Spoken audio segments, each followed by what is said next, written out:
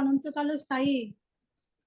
ଆମ୍ଭମାନଙ୍କ ଦିନବସ୍ଥା ସମୟରେ ଆମ୍ଭମାନଙ୍କୁ ସ୍ମରଣ କଲେ ସେ, କାରଣ ତାହାଙ୍କ ଦୟା ଅନନ୍ତକାଳ ସ୍ଥାୟୀ। ପୁଣି ଆମ୍ଭମାନଙ୍କ ବିପକ୍ଷ ଗଣଠାରୁ ଆମ୍ଭମାନଙ୍କୁ ଉଦ୍ଧାର କରିଅଛନ୍ତି ସେ, କାରଣ ତାହାଙ୍କ ଦୟା ଅନନ୍ତକାଳ ସ୍ଥାୟୀ। ସବୁ ପ୍ରାଣୀକି ଆହାର ଦିଅନ୍ତି ସେ, କାରଣ ତାହାଙ୍କ ଦୟା ଅନନ୍ତକାଳ ସ୍ଥାୟୀ। ସ୍ୱର୍ଗର ପରମେଶ୍ୱରଙ୍କ ଧନ୍ୟବାଦ କର, କାରଣ ତାହାଙ୍କ ଦୟା ଅନନ୍ତକାଳ ସ୍ଥାୟୀ। ପ୍ରଭୁ ଏଇ ପଠିତ ବାକ୍ୟରେ ପୁଣି ଶ୍ରବଣରେ ଆମ ପ୍ରତ୍ୟେକଙ୍କୁ ଆଶୀର୍ବାଦ କରନ୍ତୁ। ଆଉ ପରମେଶ୍ୱର ଏ ବାକ୍ୟ ଦ୍ଵାରା ପରମେଶ୍ୱର ଗୌରବ ପାଆନ୍ତୁ। ବର୍ତ୍ତମାନ ଆମମାନେ ପ୍ରାର୍ଥନା କରିବା। ଆଜିର ଏଇ ଉପାସନାକୁ ପରମେଶ୍ୱରଙ୍କ ହସ୍ତରେ ଆମେ ସମର୍ପିତ କରିବା। ଆଜିର ଉପାସନା କେବଳ ପରମେଶ୍ୱରଙ୍କ ଗୌରବ ନିମନ୍ତେ ହଉ, ସେଥି ନିମନ୍ତେ ଆମମାନେ ପ୍ରାର୍ଥନା କରିବା। ଆଜିର ପ୍ରତ୍ୟେକ ଦାସୀ ମାନଙ୍କୁ ଯେଉଁମାନଙ୍କୁ ଆଜି ଆହ୍ୱାନ କରିଛନ୍ତି ସେମାନଙ୍କୁ ତାଙ୍କରି ନିମନ୍ତେ ବ୍ୟବହାର କରନ୍ତୁ ଏବଂ ପ୍ରଭୁ ଗୌରବ ପାଆନ୍ତୁ। ବର୍ତ୍ତମାନ ଆମମାନେ ପ୍ରାର୍ଥନା କରିବା ଆରମ୍ଭ ପ୍ରାର୍ଥନାରେ କଢାଇ ନେବେ। ଏହି ସମୟରେ ମୁଁ ଅନୁରୋଧ କରେ ଆମମାନଙ୍କ ଗହଣର ଅଛନ୍ତି ସସ୍ମିତା ଗାଣ୍ଟା ସିଷ୍ଟର ଅଛନ୍ତି, ତାଙ୍କୁ ମୁଁ ଅନୁରୋଧ କରେ ଆରମ୍ଭ ପ୍ରାର୍ଥନାରେ କଢାଇ। ଜୁମ୍ ରେ ଉପସ୍ଥିତ ପ୍ରତ୍ୟେକଙ୍କୁ ପ୍ରେଜ୍ ଦ ଲର୍ଡ। ଆସନ୍ତୁ ପ୍ରାର୍ଥନା କରିବା। ଧନ୍ୟବାଦ ଧନ୍ୟବାଦ ଧନ୍ୟବାଦ ଧନ୍ୟବାଦ ପ୍ରଭୁ, ତୁମରି ପବିତ୍ର ମହାନାମକୁ ଧନ୍ୟବାଦ ଦଉଛି ଆପା। ତୁମେ ମଙ୍ଗଳମୟ ସୈନ୍ୟାଧିପତି ସଦା ପ୍ରଭୁ, ସକାଳ ଠାରୁ ଏପର୍ଯ୍ୟନ୍ତ ଆମମାନଙ୍କର ସଙ୍ଗେ ସାଥି ରହି ପ୍ରତ୍ୟେକ ବିପଦ ଆପଦ ରୋଗ ସଙ୍କଟ ଶତ୍ରୁ ସୈତାନ ପ୍ରତ୍ୟେକ କାର୍ଯ୍ୟର ସୁରକ୍ଷା କରି ପ୍ରଭୁ ଏ ସନ୍ଧ୍ୟା ସମୟରେ ସମସ୍ତେ ଏକତ୍ର ହୋଇ ତୁମର ଧନ୍ୟବାଦ କରିବାକୁ, ତୁମର ପ୍ରଶଂସା କରିବାକୁ, ତୁମର ଚରଣ ତଳେ ବସି ଅଳ୍ପ ସମୟ ପ୍ରଭୁ ତୁମର ପ୍ରଶଂସା କରୁ କରୁ ତୁମ ଠାରେ ଶରଣ ନେବା ନିମନ୍ତେ ତୁମେ ଆମମାନଙ୍କୁ ସୁଯୋଗ ଦେଇଛ, ସେଥିପାଇଁ ଧନ୍ୟବାଦ ଦଉଛି। ମିଟିଂର ଆରମ୍ଭରୁ ଶେଷ ପର୍ଯ୍ୟନ୍ତ ତୁମରି ଅନୁଗ୍ରହ, ତୁମରି ଦୟା, ତୁମରି କୃପା ତୁମେ ରଖ ବୋଲି ପ୍ରାର୍ଥନା କରୁଛି। ଯେପରି ମିଟିଂର ପ୍ରତ୍ୟେକ କାର୍ଯ୍ୟ ଯେପରି ତୁମରି ମହିମା କରିବୁ ସେଥିପାଇଁ ସାହାଯ୍ୟ କର। କୌଣସି ପ୍ରକାର ଯେପରି ପ୍ରଭୁ ନେଟୱାର୍କର ପ୍ରୋବ୍ଲେମ ନ ହେବାକୁ ପାରିବ ସେଥିପାଇଁ ସାହାଯ୍ୟ କର। ଗୀତ ଦ୍ୱାରା ପ୍ରାର୍ଥନା ଦ୍ୱାରା ପ୍ରଭୁ ବାକ୍ୟ ଦ୍ୱାରା ପ୍ରଭୁ ତୁମେ ମହିମାନ୍ୱିତ ପ୍ରଶଂସାନ୍ୱିତ ବୋଲି ପ୍ରାର୍ଥନା କରୁଛି। ଆଜିର ବାକ୍ୟକୁ ତୁମ ହସ୍ତ ତଳେ ଦଉଛି। ବିଶେଷ ଭାବରେ ପ୍ରଭୁ ପରିଚାଳନା କରୁଥିବା ଦିଦିଙ୍କ ନିମନ୍ତେ ପ୍ରାର୍ଥନା କରୁଛି। ତୁମେ ଦୟା କର, ତୁମେ ସହାୟକ ସଙ୍ଗେ ସାଥୀର ପ୍ରତ୍ୟେକ ବିଷୟରେ ପ୍ରଭୁ ତୁମେ ଉପସ୍ଥିତ ହେଇ ଆଶୀର୍ବାଦ କର, ତାଙ୍କ ଜୀବନରେ ତୁମେ କାର୍ଯ୍ୟ କର ବୋଲି ପ୍ରାର୍ଥନା କରୁଛି। ଏଠାରେ ଯେତେ ଜଣ ଉପସ୍ଥିତ ହେବେ ପ୍ରଭୁ ପ୍ରତ୍ୟେକଙ୍କର ସହାୟକ ହୋଇ, ହଁ ପ୍ରଭୁ ଯେପରି ନମ୍ର ଭାବରେ ଆମେ ସମସ୍ତେ ଏକତ୍ର ହୋଇ ତୁମ ଠାରେ ଭୟ ଭକ୍ତି କରି ତୁମ ଠାରେ ଦୃଷ୍ଟି ରଖି ଆଗେ ବଢିବୁ, ସେଥିପାଇଁ ସାହାଯ୍ୟ କର। ମିଟିଂର ପ୍ରତ୍ୟେକ ଭାରକୁ ତୁମ ହସ୍ତ ତଳେ ସମର୍ପିତ କରି କେବଳ ପ୍ରେମମୟ ପ୍ରଭୁ ଯୀଶୁଙ୍କ ନାମରେ ଛୋଟ ଭିକ୍ଷା ମାଗୁଛି ଗୀତ। ଆମେନ୍ ଆମେନ୍ ଆମେନ୍ ଆମେନ୍। ବହୁତ ବହୁତ ଧନ୍ୟବାଦ ସିଷ୍ଟର। ଆରମ୍ଭ ପ୍ରାର୍ଥନାରେ ଆମମାନଙ୍କୁ ପ୍ରତ୍ୟେକଙ୍କୁ ପରମେଶ୍ୱରଙ୍କ ନିକଟସ୍ଥ କରାଇଛନ୍ତି। ଆପଣଙ୍କୁ ବହୁତ ବହୁତ ଧନ୍ୟବାଦ। ପ୍ରଭୁ ଆପଣଙ୍କୁ ଆଶୀର୍ବାଦ କରନ୍ତୁ। ବର୍ତ୍ତମାନ ଆମମାନେ ୱାର୍ସିପ ମାଧ୍ୟମକୁ ଯିବା। ଆଉ ଆଜି ଆମମାନଙ୍କ ଗହଣରେ ଅଛନ୍ତି ଗୋଟେ ନୂଆ ସିଷ୍ଟର ଅଛନ୍ତି। ଆଉ ଯେତେବେଳେ ତାଙ୍କ ବିଷୟ ମୁଁ ପୁରା ତ ଜାଣିନି, କିନ୍ତୁ ଯେତିକି ମୁଁ ଖୁଣ୍ଟିଆ ବିଷୟ ଶବ୍ଦଟା ଶୁଣେ, ଆଉ ପ୍ରଭୁ ତା ପୂର୍ବ ପୁରୁଷ ମାନଙ୍କୁ ବ୍ୟବହାର, ମାନେ ଝିଅଙ୍କର ପୂର୍ବ ପୁରୁଷ ମାନଙ୍କୁ ବ୍ୟବହାର କରିକି ଆସିଛନ୍ତି। ତାଙ୍କର ଯେତେ ରିଲେଟିଭ ଆଗରୁ ଥିଲେ ସେମାନେ ପ୍ରଭୁଙ୍କ ଗୌରବ ନିମନ୍ତେ ବ୍ୟବହାର ହୋଇ ଆସିଅଛନ୍ତି। ଆଉ ଖୁଣ୍ଟିଆ ବୋଲି ଶବ୍ଦ ଯେତେବେଳେ ଶୁଣେ ଗୋଟେ ଫେମସ ଭଳିଆ ମତେ ଲାଗେ। ଆଉ ପ୍ରଭୁ ଆମମାନଙ୍କୁ ଆଜି ଏତେ ଅନୁଗ୍ରହ କଲେ, ଆଉ ତାଙ୍କରି ଦାସୀଙ୍କୁ ଆଜି ମନୋନୀତ କରିଛନ୍ତି ତାଙ୍କରି ଗୌରବ ପ୍ରଶଂସା କରିବା ନିମନ୍ତେ। ତେବେ ଏଇ ସମୟ ମଧ୍ୟରେ ପ୍ରଭୁଙ୍କର ଗୌରବ କରିବା ନିମନ୍ତେ ପୁଣି ଆମ ପ୍ରତ୍ୟେକଙ୍କୁ ଈଶ୍ୱରଙ୍କ ନିକଟବର୍ତ୍ତୀ କରାଇବା ନିମନ୍ତେ ମୁଁ ଆହ୍ୱାନ କରେ ଆମମାନଙ୍କ ଗହଣରେ ଅଛନ୍ତି ସିଷ୍ଟର ମିସ୍ ପ୍ରତିଭା ଖୁଣ୍ଟିଆ ଆଗକୁ ଆସିବେ ଏବଂ ୱାର୍ସିପରେ ଆମ ପ୍ରତ୍ୟେକଙ୍କୁ ପଢାଇବେ। ଏ ସମୟ ହଉଛି ଆପଣ ମିସେସ୍ ପ୍ରତିଭା। ପ୍ରେଜ୍ ଦ ଲର୍ଡ ଆଣ୍ଟି, ପ୍ରେଜ୍ ଦ ଲର୍ଡ ସମସ୍ତଙ୍କୁ। ଆଉ ଯଦିଓ ମୁଁ ଆପଣମାନଙ୍କ ଜୁମ୍ରେ ନୂଆ, କିନ୍ତୁ ପ୍ରଭୁଙ୍କର କାର୍ଯ୍ୟରେ ଆମମାନଙ୍କର କାହାର ମଧ୍ୟ ପରିଶ୍ରମ ନିଷ୍ଫଳ ନୁହେଁ, ଆଉ ତାହା ଆମମାନେ ବିଶ୍ୱାସ କରୁ। ତେବେ ଆମମାନେ ପ୍ରତ୍ୟେକ ପ୍ରଭୁଙ୍କ କାର୍ଯ୍ୟରେ ସହଯୋଗୀ ଏବଂ ପ୍ରତ୍ୟେକ ପରସ୍ପରକୁ ସାହାଯ୍ୟ କରିବା ହିଁ ଆମମାନଙ୍କର କର୍ତ୍ତବ୍ୟ। ତେବେ ଆସୁ ଆମମାନେ ପ୍ରଭୁଙ୍କର ଆରାଧନା ମଧ୍ୟକୁ ଯିବା। ଆଉ ଆଣ୍ଟି କେତେ ସମୟ ଆରାଧନା ରହେ ଆପଣମାନଙ୍କର ୱର୍ସିପ୍ର? ହ୍ୟାଲୋ, କେତେ ସମୟ ଆରାଧନା ନେଇ ଓ ସମୟ ଆପଣ ନେଇପାରିବେ 2ଟା କି 3ଟା ଗୀତ ବୋଲିପାରିବେ। ଆଜ୍ଞା, ଠିକ ଅଛି। ତାହେଲେ ଆମମାନେ ଆସନ୍ତୁ ଆଉ ଆରାଧନା ମଧ୍ୟକୁ ଯିବା। ବାକ୍ୟରେ ଲେଖାଯାଏ, ତୁମେମାନେ ସଦାପ୍ରଭୁଙ୍କର ପ୍ରଶଂସା କର, ହେ ମୋହର ମନ ସଦାପ୍ରଭୁଙ୍କର ପ୍ରଶଂସା କର। ମୁଁ ବଞ୍ଚିବା ଯାଏ ସଦାପ୍ରଭୁଙ୍କର ପ୍ରଶଂସା କରିବି। ଯେ ପର୍ଯ୍ୟନ୍ତ ମୋହର କୌଣସି ସତ୍ତା ଥାଏ ସେ ପର୍ଯ୍ୟନ୍ତ ମୁଁ ଆପଣା ପରମେଶ୍ୱରଙ୍କର ପ୍ରଶଂସା ଗାନ କରିବି। तुम्भे माने अधिपति मानक उपरे किबा जहाठारे कौनसी साहाय्य नहीं एपरि मनुष्य संतान उपरे निर्भर कर नहीं। आसंतु आमने प्रभुकर आराधना करी प्रथम गीतटी गाइबा जेहेतु आम मानकर प्रभु केवल प्रशंसा पाइबार परमेश्वर अटंते एवं आमने सेथि निमंते ही सृष्ट व्यासु आमने प्रत्येक मिलित भाव प्रभुकर गौरव करिबा।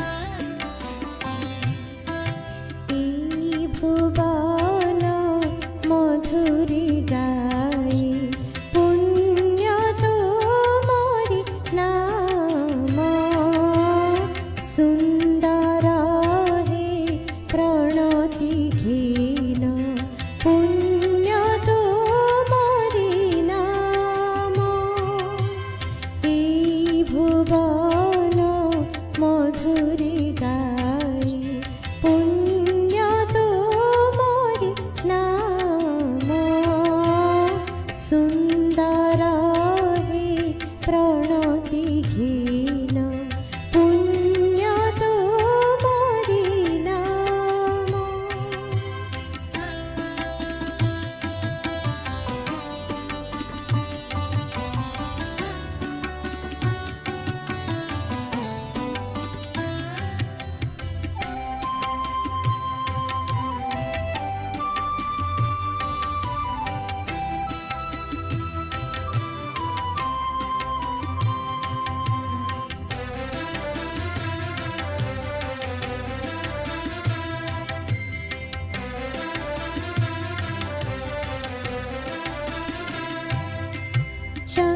चंद्रग्रह सततारका असीम सुखे से सुर राजे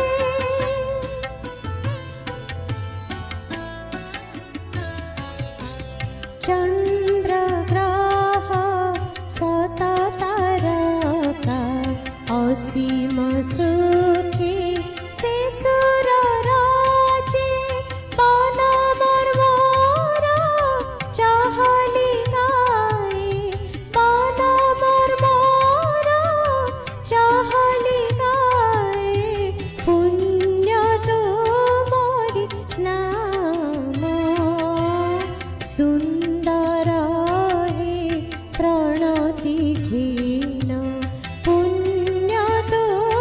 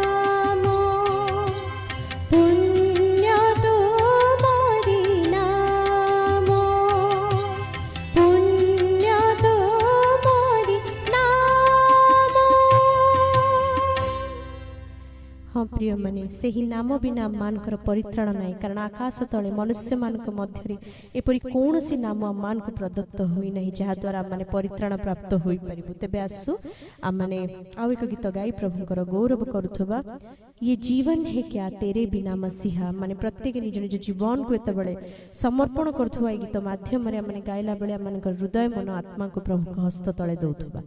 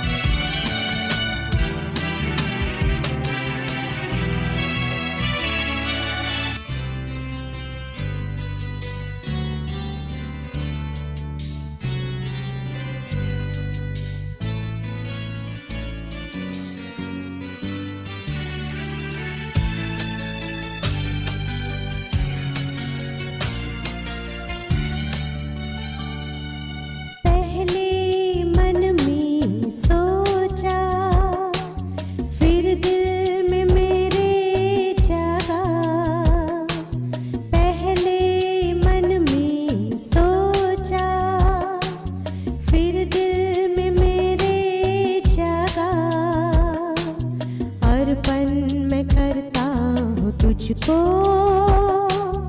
जीवन मेरे ओ मसीहा,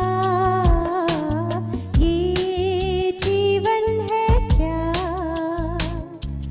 तेरे बिना मसीहा, ये जीवन है क्या तेरे बिना मसीहा।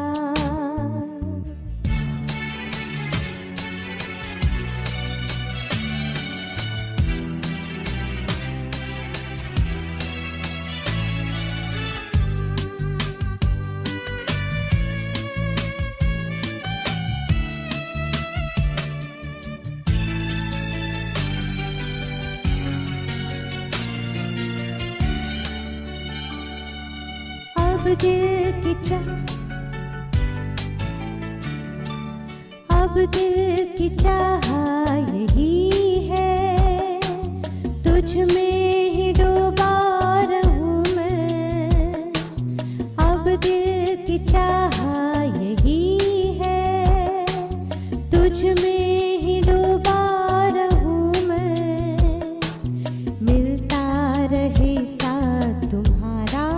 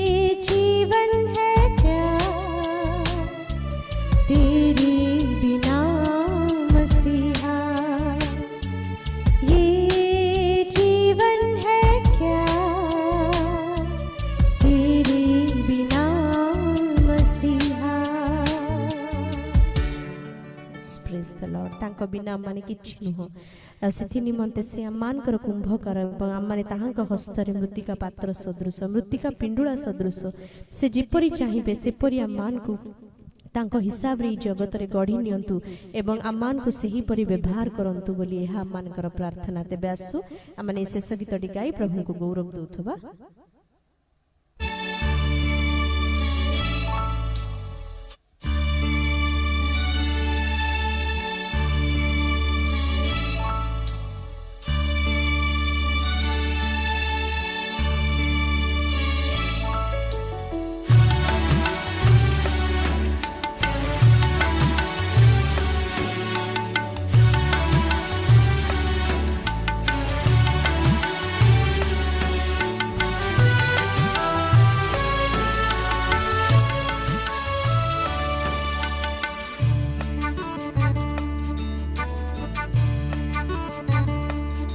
তুমি অদ্বিতীয় কুম্ভকার মুঝে ধরার মৃত্তিকা মাত্র তুমি অদ্বিতীয় কুম্ভকার মুঝে ধরার মৃত্তিকা মাত্র তুম ইচ্ছা মতে গঢ়ি তোলা तुम इच्छा मते गढ़ी तोला मते तुम उपयोगी एक पात्र तुम लागी हेबी बेवरुता तुमी अद्वितीय कुंभकार मुझे धरार मृत्तिका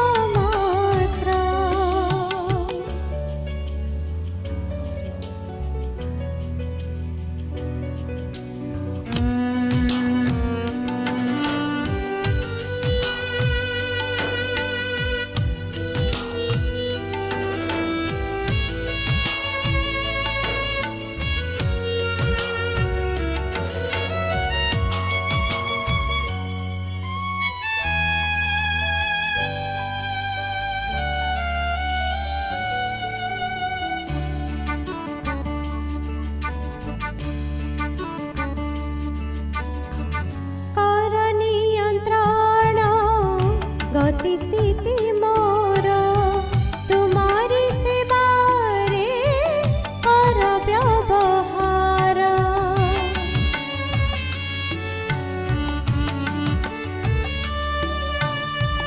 विश्वास रे राख सदा मोते स्थिर असार जगते न हुए अस्थिर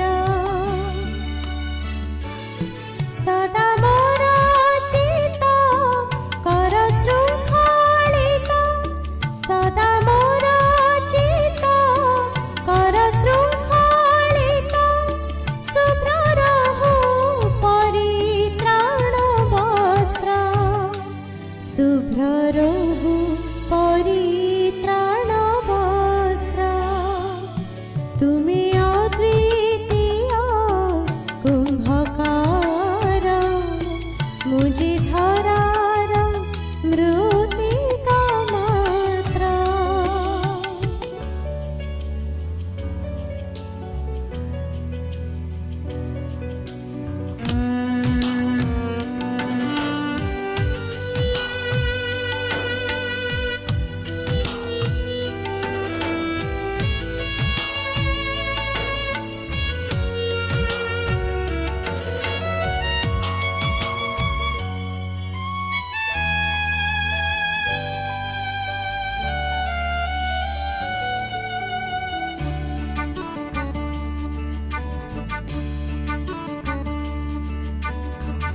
चला हे मोते तुमी मंगधारी ए भव सागरे जीवन तारी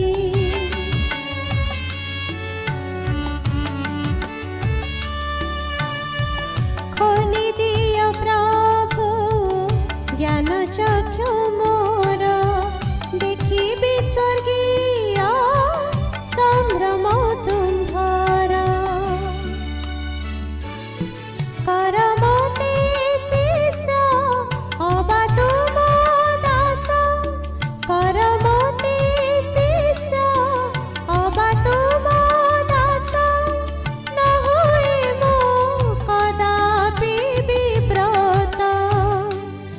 मुझे तुम गढ़ाए का पात्र तुम्हें अद्वितीय कुंभकार मुझे धरार मृत्तिका मात्र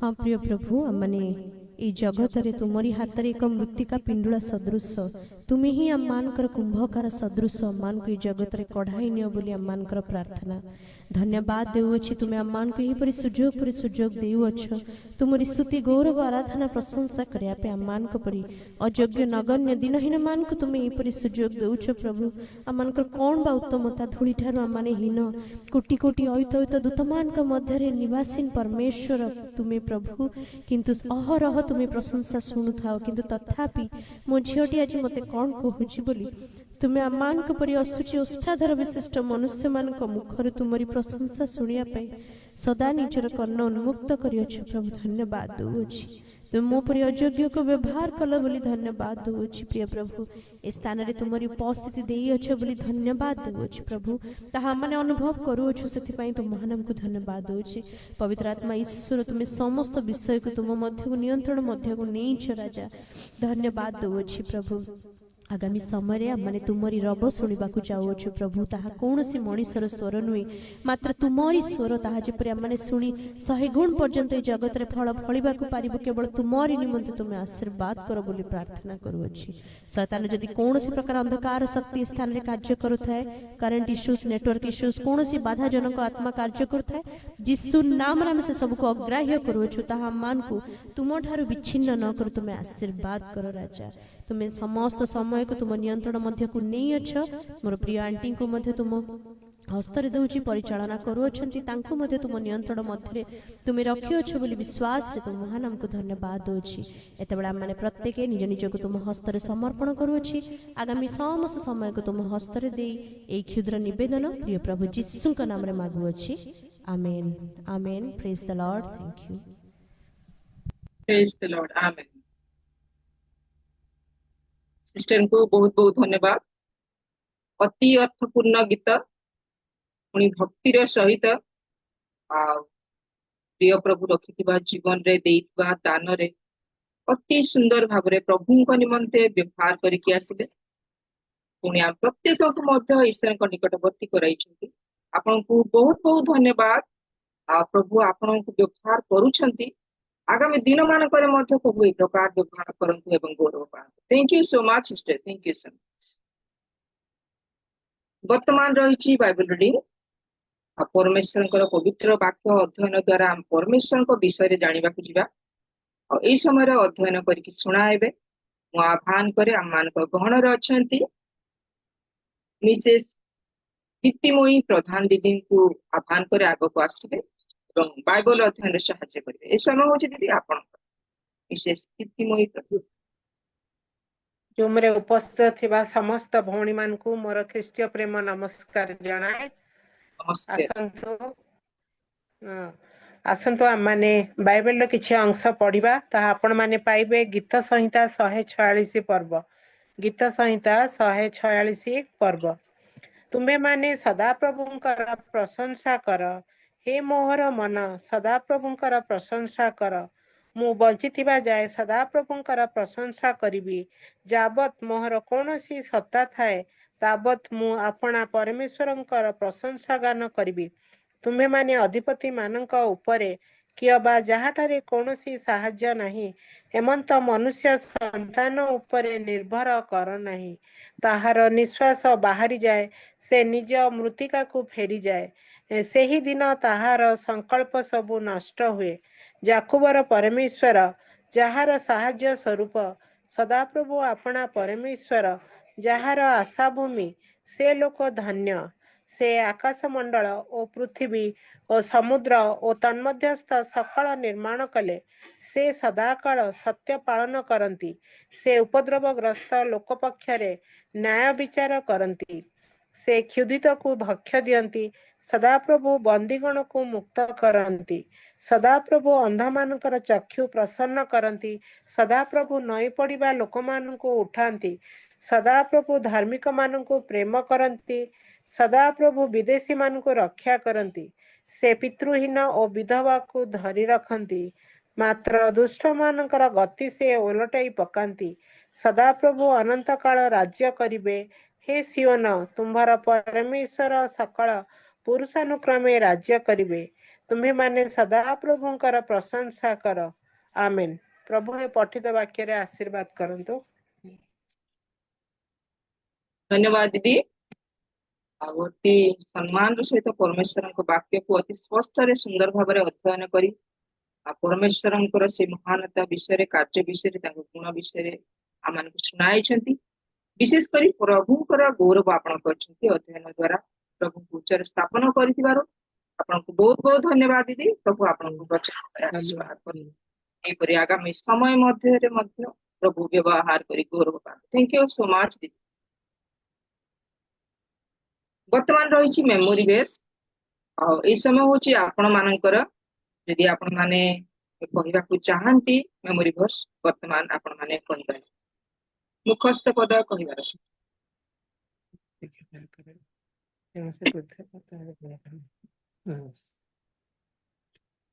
ମୁଁ କହିବି Praise the Lord. Praise the Lord. ପ୍ରତ୍ୟେକ ଜଣଙ୍କୁ ମୋର ନମସ୍କାର। Press the Lord. Praise the Lord. ଆଜିର ସ୍ୱର୍ଣ୍ଣ ପଦ ହେଲା ଜହନ 3:16 ପଦ। କାରଣ ଈଶ୍ୱର ଜଗତକୁ ଏଡ଼େ ପ୍ରେମ କଲେ ଯେ ସେ ଆପଣ ଆଦିତ୍ୟ ପୁତ୍ରକୁ ଦାନ କଲେ, ଯେପରି ଯେ କେହି ତାଙ୍କ ଠାରେ ବିଶ୍ୱାସ କରେ ସେ ବିନଷ୍ଟ ନ ହୋଇ ଅନନ୍ତ ଜୀବନ ପ୍ରାପ୍ତ। ଧନ୍ୟବାଦ। ଧନ୍ୟବାଦ sister, ଧନ୍ୟବାଦ। ମୁଁ କହିବି ବାଳକର ଗନ୍ତବ୍ୟ ପଥରେ ତାହାକୁ ଶିକ୍ଷିତ କରାଅ, ତେଣୁ ସେ ବୃଦ୍ଧ ହେଲେ ହେଁ ତହିଁରୁ ବିମୁଖ ହେବ ନାହିଁ। ହିତୋପଦେଶ 22:6। ଧନ୍ୟବାଦ। ସମସ୍ତଙ୍କୁ ନମସ୍କାର। ଗୀତ ସଂଗୀତା 119 ପର୍ବ ତାର 105 ପଦ। ତୁମ୍ଭ ବାକ୍ୟ ମୋ ଚରଣ ପାଇଁ ପ୍ରଦୀପ ଓ ମୋ ପଥ ପାଇଁ ଆଲୁଅ। Thank you sister.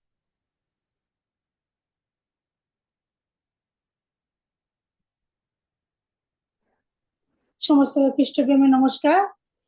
Yeah, নমস্কার। তো তোমরা সদাপ্রভুর প্রশংসা করো, স্বর্গ হইতে সদাপ্রভুর প্রশংসা করো, ঊর্ধ্বস্থানে তার প্রশংসা করো। হে তার সময় দ্রুত তার প্রশংসা করো। হে আমার সমস্ত বাহিনী তার প্রশংসা করো। গীত সংগীত 48:1-2 পদ। Thank you. ଧନ୍ୟବାଦ। ଆଉ ଯଦି କିଏ କହିବା ପାଇଁ ଚାହାନ୍ତି? ଜୁମ୍ ମିଟିଂରେ ଉପସ୍ଥିତ ପ୍ରତ୍ୟେକ ମା ମାନଙ୍କୁ ମୋ ନମସ୍କାର। ସ୍ୱର୍ଣ୍ଣମୟ ପଦ ଅଛି, କାରଣ ସଦାପ୍ରଭୁ ପରମେଶ୍ୱର ସୂର୍ଯ୍ୟ ଢାଳ ଅଟନ୍ତି। ସଦାପ୍ରଭୁ ଅନୁଗ୍ରହ ଗୌରବ ଦେବେ। ସେ ସରଳଚାରୀମାନଙ୍କୁ କୌଣସି ମଙ୍ଗଳ ବିଷୟ ଅଟକାଇବେ ନାହିଁ। ହେ ସୈନ୍ୟାଧିପତି ପରମେଶ୍ୱର, ଯେଉଁମାନେ ତୁମଠାରେ ଶରଣ ନିଅନ୍ତି ସେ ଧନ୍ୟ। ଗୀତ ସଂହିତା 84 ପର୍ବର 11 ଆଉ 12 ପଦ। ଧନ୍ୟବାଦ। ବହୁତ ବହୁତ ଧନ୍ୟବାଦ। ଜୁମ୍ ରେ ଥିବା ସମସ୍ତଙ୍କୁ ମୋ ନମସ୍କାର। ସ୍ୱର୍ଣ୍ଣମୟ ପଦ ଅଛି, ଗୀତ ସଂହିତା 141 ପଦ। ହେ ସଦାପ୍ରଭୁ, ମୁଁ ତୁମ୍ଭ ନିକଟରେ ପ୍ରାର୍ଥନା କରୁଅଛି, ମୋ ପକ୍ଷରେ ସତ୍ପର ହୁଅ। ମୁଁ ଡାକିବା ବେଳେ ମୋର ବରେ କର୍ଣ୍ଣ ଦିଅ। ଧନ୍ୟବାଦ। ଧନ୍ୟବାଦ। ଆଉ ଯଦି କିଏ କହିବା ପାଇଁ ଚାହାନ୍ତି? ଆପଣମାନଙ୍କୁ ବହୁତ ବହୁତ ଧନ୍ୟବାଦ। ପରମେଶ୍ୱରଙ୍କର ସେ ଜୀବନ୍ତ ବାକ୍ୟ, ପବିତ୍ର ବାକ୍ୟକୁ ମୁଖସ୍ଥ କରି ପରମେଶ୍ୱରଙ୍କ ଗୌରବ ନିମନ୍ତେ ପ୍ରକାଶ କରିଛନ୍ତି। ଏଥି ଦ୍ୱାରା ପରମେଶ୍ୱରଙ୍କର ଗୌରବ କରିଛନ୍ତି। ପ୍ରଭୁ ଆପଣମାନଙ୍କୁ ଏଇ ପ୍ରକାର ଭାବରେ ବ୍ୟବହାର କରନ୍ତୁ। ଆଗାମୀ ଦିନ ମାନଙ୍କରେ ମଧ୍ୟ ଗୌରବ ପାଆନ୍ତୁ। ଆପଣ ପ୍ରତ୍ୟେକଙ୍କୁ ଯେଉଁମାନେ ଆଜି ପ୍ରଭୁଙ୍କର ଜୀବନ୍ତ ବାକ୍ୟ ପ୍ରକାଶ କରିଛନ୍ତି ଗୋଟାଏ ପଦ, ସେମାନଙ୍କୁ ହୃଦୟର କୃତଜ୍ଞ ଧନ୍ୟବାଦ ଦିଏ। ବିଶେଷ କରି ସେମାନଙ୍କୁ ପ୍ରଭୁ ବହୁଳ ଭାବରେ ଆଶୀର୍ବାଦ କରନ୍ତୁ। ଆପଣମାନଙ୍କୁ ବହୁଳ ଭାବରେ ପ୍ରଭୁ ଆଶୀର୍ବାଦ କରନ୍ତୁ। Thank you so much. ବର୍ତ୍ତମାନ ରହିଛି ବାଇବଲ ପ୍ରଶ୍ନ ଉତ୍ତର, ଆଉ ତାହା ଆଗକୁ ବଢାଇ ନେବେ ଏଇ ସମୟ ମଧ୍ୟରେ ମୁଁ ଆହ୍ୱାନ କରେ। ଆମମାନଙ୍କର ଗହଣରେ ଜଡିତ ଅଛନ୍ତି ମିସେସ୍ ସୁଶୀଳା, ଆଗକୁ ଆସିବେ ଏବଂ ବାଇବଲ ପ୍ରଶ୍ନ ଉତ୍ତର କାର୍ଯ୍ୟକ୍ରମକୁ ଆଗେଇ। ଧନ୍ୟବାଦ। ପ୍ରେଜ୍ ଦ ଲର୍ଡ। ଆପଣଙ୍କୁ ପୁଣି ଉପସ୍ଥିତ ପ୍ରତ୍ୟେକଙ୍କୁ ମୋ ନମସ୍କାର। ଆଉ ଆଜିର କୁଇଜ୍ ହେବ ଏକ୍ସୋଡସ୍ 22 ଯାତ୍ରା ପୁସ୍ତକ 22 ଅଧ୍ୟାୟ। ଆପଣମାନଙ୍କ ପାଖରେ ଯଦି ବାଇବଲ ଅଛି ଖୋଲିବେ ଦେଖିପାରିବେ। ଆଉ ମୁଁ ଯେତେବେଳେ ପ୍ରଶ୍ନ ପଢିବି ଆପଣମାନେ ଅନମ୍ୟୁଟ୍ କରିକି ଉତ୍ତର ଦେବେ।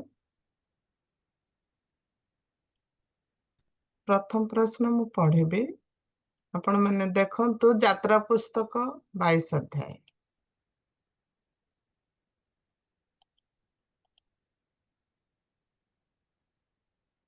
ମୋଶାଙ୍କ ବ୍ୟବସ୍ଥା ଅନୁସାରେ ଯଦି କେହି ଗୋରୁ ଚୋରି କରି ବିକ୍ରୟ କରିଦିଏ, ତେବେ ତାଙ୍କୁ କଣ କରାଯିବା ଉଚିତ?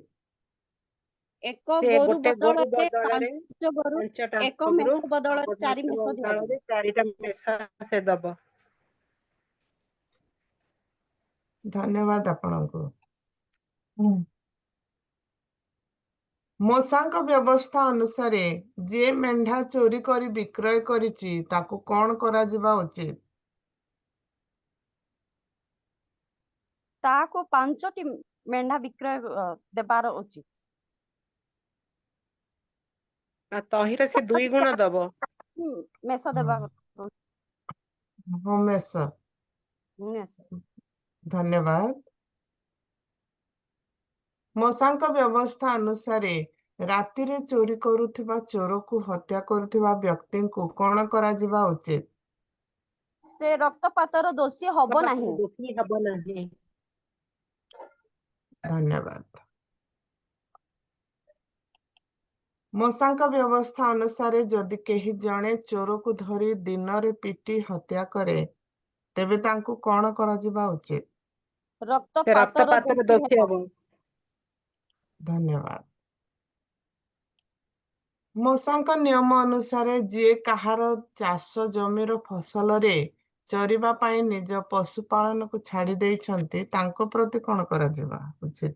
ସେଇ ପଶୁପାଳକ ମାଲିକଙ୍କ କ୍ଷେତ୍ର ପାଇଁ ସେ ପଶୁପାଳକ ମାଲିକକୁ ଉତ୍ତମ ଶସ୍ୟ ଏବଂ ଫଳ ଦେବାର ଉଚିତ।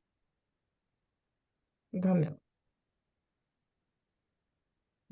ମୋଶାଙ୍କ ନିୟମ ଅନୁସାରେ ଯଦି ନିଆଁ ଲାଗି କାହାର ଚାଷ ଜମି ନଷ୍ଟ କରିଦିଏ, ତେବେ କଣ କରାଯିବା ଉଚିତ?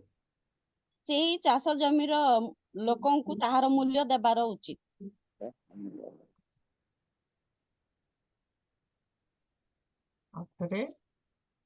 ମୋଶାଙ୍କ ବ୍ୟବସ୍ଥା ଅନୁସାରେ ଟଙ୍କା ଚୋରି କରିଥିବା ବ୍ୟକ୍ତିଙ୍କୁ କଣ କରାଯିବା ଉଚିତ? ତାହାକୁ 2 ଗୁଣ ଟଙ୍କା ଦେବାକୁ ପଡିବ। ଧନ୍ୟବାଦ। ଯଦି ତୁମର ପଡୋଶୀ ତାର ପଶୁପଲକୁ ସୁରକ୍ଷା ପାଇଁ ତୁମକୁ ଦିଏ ଏବଂ ତାହା ତୁମଠାରୁ ଚୋରି ହେଇଯାଏ, ତେବେ ମୋଶାଙ୍କ ବ୍ୟବସ୍ଥା ଅନୁସାରେ ତୁମେ କଣ କରିବା ଉଚିତ?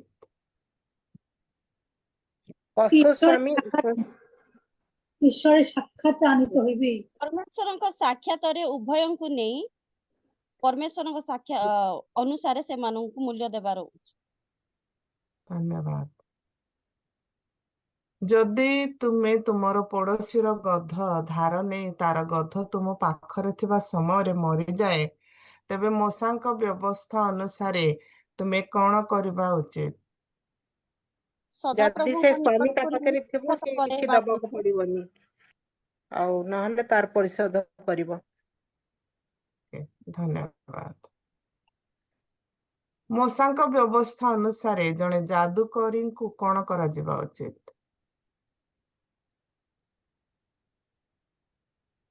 ତାଙ୍କୁ ଜୀବିତ ରଖାଯିବ ନାହିଁ। ଧନ୍ୟବାଦ। ମୋଶାଙ୍କ ବ୍ୟବସ୍ଥା ଅନୁସାରେ ପରମେଶ୍ୱରଙ୍କ ପ୍ରତି ଅବିଶ୍ୱସ୍ତ ବ୍ୟକ୍ତିଙ୍କ ପ୍ରତି କଣ କରାଯିବା ଉଚିତ? ସେ ବର୍ଜନୀୟ ରୂପେ ବିନଷ୍ଟ ହବ। ଧନ୍ୟବାଦ। ଯାତ୍ରା ପୁସ୍ତକ 22 ଅଧ୍ୟାୟ ଅନୁସାରେ ପରମେଶ୍ୱରଙ୍କ କ୍ରୋଧ କଣ ପ୍ରଜ୍ୱଳିତ କରିପାରେ? ପରମେଶ୍ୱର କାହିଁକି କ୍ରୋଧ କରନ୍ତି? ଯଦି କୌଣସି ବିଧବା କି ପିତୃହୀନ ଲୋକକୁ କ୍ଲେଶ ଦେବେ, ତେବେ ସେମାନଙ୍କ କ୍ଲେଶ ଦେଖି ପରମେଶ୍ୱର ସେମାନଙ୍କ ଡାକ ଶୁଣିବେ ଓ କ୍ରୋଧ ପ୍ରଚଳିତ ହବ। ସେ ବିଧବା ଧନ୍ୟବାଦ ଏବଂ ପିତୃହୀନ ଲୋକମାନଙ୍କର ଡାକ ଶୁଣି ପରମେଶ୍ୱର କ୍ରୋଧ ପ୍ରଚଳିତ ହେବେ। ଧନ୍ୟବାଦ ଧନ୍ୟବାଦ। ଆପଣ ଦେଖିବେ ଯାତ୍ରା ପୁସ୍ତକ 22 ଅଧ୍ୟାୟ 22 ରୁ 24 ପଦ ମଧ୍ୟରେ ଆପଣ ଦେଖିପାରିବେ। ମୋଶାଙ୍କ ନିୟମ ଅନୁସାରେ ଗରିବ ଲୋକଙ୍କୁ ବିନା ସୁଧରେ ଟଙ୍କା ଋଣ ଦେବା ଉଚିତ କି? ଯଦି ଦିଏ ତାହା ହେଲେ ସେ ଗରିବ ଲୋକଙ୍କ ନିକଟରେ ସେ ଆପଣାକୁ ମହାଜନ ଦେଖେଇବା ଉଚିତ ନୁହେଁ କି ତାହାଠାରୁ ସୁଧ ନେବା ଉଚିତ ନୁହେଁ। ଧନ୍ୟବାଦ ଧନ୍ୟବାଦ। ଆଉ ଶୂନ୍ୟ ସ୍ଥାନ ଅଛି, ଯଦି ପଢିଦେବେ ଜଣେ।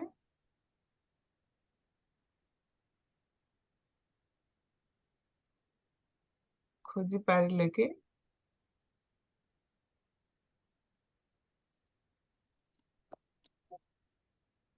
ଠିକ ଅଛି, ପୁଣି ହଁ ତୁମେ ମାନେ ପଢିଦିଅନ୍ତୁ। ଆମ୍ଭ ଉଦ୍ଦେଶ୍ୟରେ ପବିତ୍ର ଲୋକ ହବ ଏ ନିମନ୍ତେ ପଶୁ ଦ୍ୱାରା କ୍ଷେତ୍ରରେ ବିଦୀର୍ଣ୍ଣ ମାଂସ ଖାଇବ ନାହିଁ। ତୁମେ ମାନେ ଆ- ତାହା କୁକୁରମାନଙ୍କ ଆଗରେ ପକାଇଦେବ। ଧନ୍ୟବାଦ ଧନ୍ୟବାଦ। ଆଉ ପାର୍ଟିସିପେଟ କରିଥିବାରୁ ଆପଣ ପ୍ରତ୍ୟେକଙ୍କୁ ଧନ୍ୟବାଦ ଦଉଛି। ଆଉ ଯୋଉ ଯାହା ଆମଙ୍କର ଥିଲା ଏଇ ଅଧ୍ୟାୟରେ ଆମେ ଦେଖିଲୁ। ପ୍ରଭୁଙ୍କ ଦୟା ହେଲେ ଆସନ୍ତା ସପ୍ତାହ ମାନଙ୍କରେ ଆମେ ଦେଖିବା ଯାତ୍ରା ପୁସ୍ତକ 23 ଅଧ୍ୟାୟ। ମୁଁ ତାହେଲେ ଆପଣମାନଙ୍କ ସହିତ ଆଉ ଥରେ ଭିଡିଓ ଆଉ ଏଇ ଅଧ୍ୟାୟରେ ଯୋଉ ଭିଡିଓ ଅଛି ତାହା ମୁଁ ଆପଣଙ୍କ ସହିତ ସେୟାର କରୁଛି ଆଉ ଥରେ। ଯାତ୍ରା ପୁସ୍ତକ 22 ଅଧ୍ୟାୟ।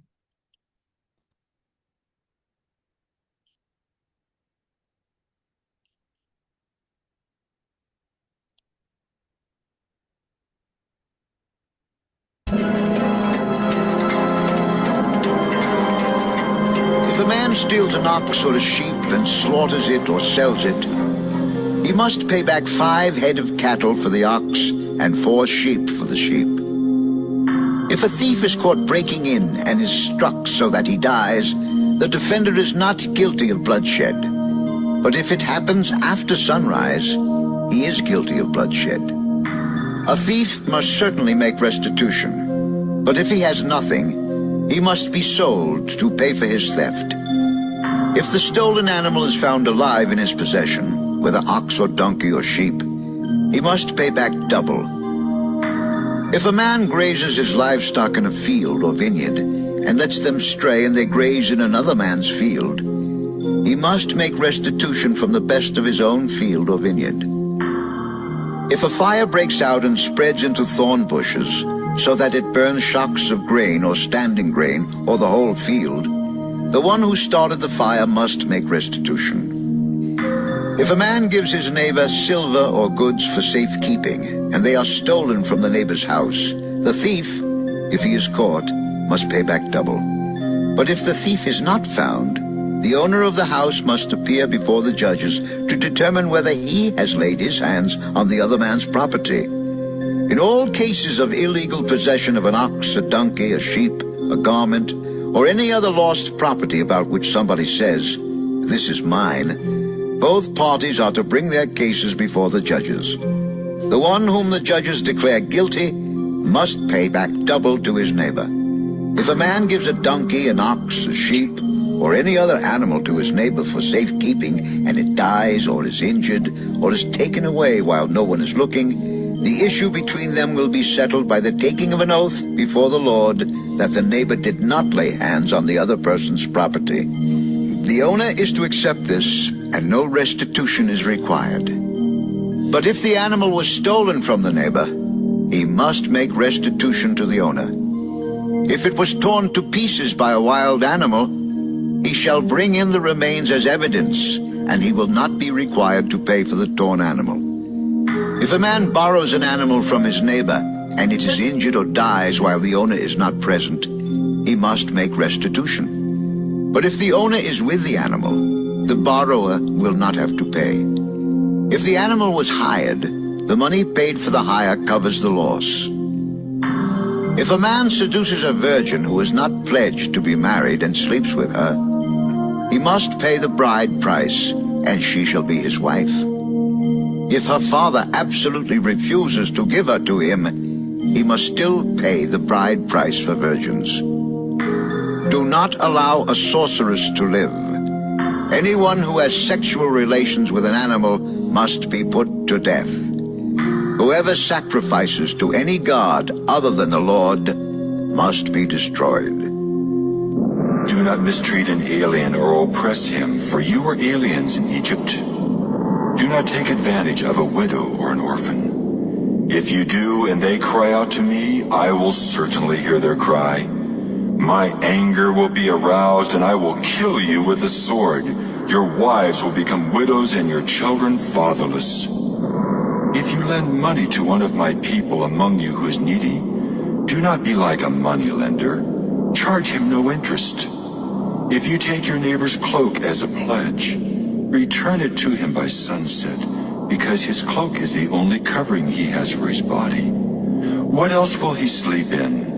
When he cries out to me, I will hear, for I am compassionate.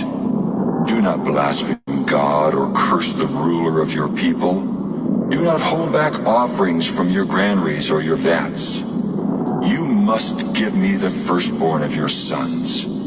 Do the same with your cattle and your sheep. Let them stay with their mothers for 7 days, but give them to me on the 8th day. You are to be my holy people. So do not eat the meat of an animal torn by wild beasts. Throw it to the dogs.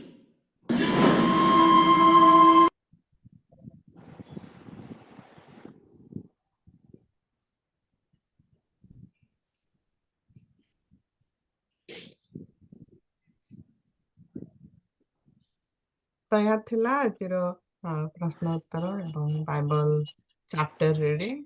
ତ ଆପଣମାନେ participate କରିଥିବାରୁ ଧନ୍ୟବାଦ ଦଉଛି। ନମସ୍କାର ସମସ୍ତଙ୍କୁ ଏବଂ over to you Bindu. Thank you so much. ବହୁତ ବହୁତ ଧନ୍ୟବାଦ ଆପଣଙ୍କୁ।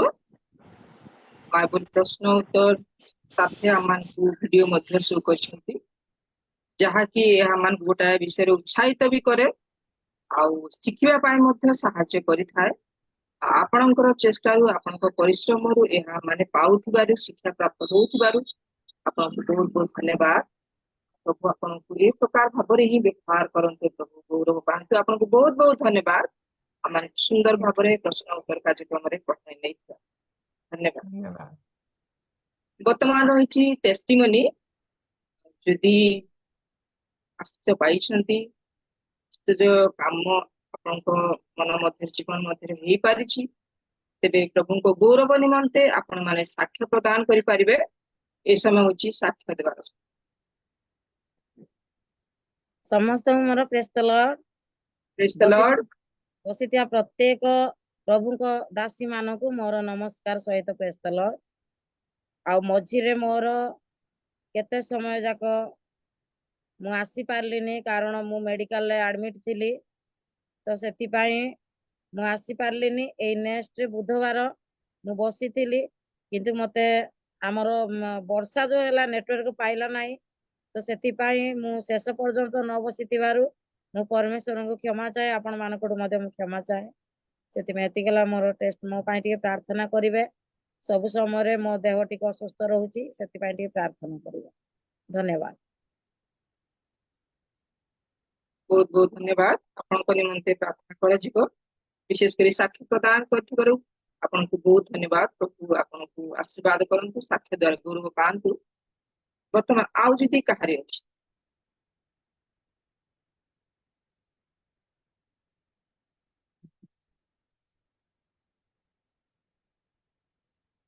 ଠିକ ଅଛି, ଯଦି ନାହିଁ ଆମେ ପ୍ରାର୍ଥନା କରିବା। ଆଉ ପ୍ରଭୁ ଆମମାନଙ୍କୁ ଦୟା ଅନୁଗ୍ରହ କରି ଜୀବିତ ରଖିଛନ୍ତି। ଏ ଜୀବନରେ ପାଇବା ପାଇଁ କୌଣସି ବିଷୟ ଆମେ କରିନାହୁଁ, ଆଉ ଜୀବିତ ରଖିନାହାନ୍ତି। ପରମେଶ୍ୱର ସବୁ ବିଷୟରେ ତତ୍ତ୍ୱ ନେଇ ଆସୁଅଛନ୍ତି।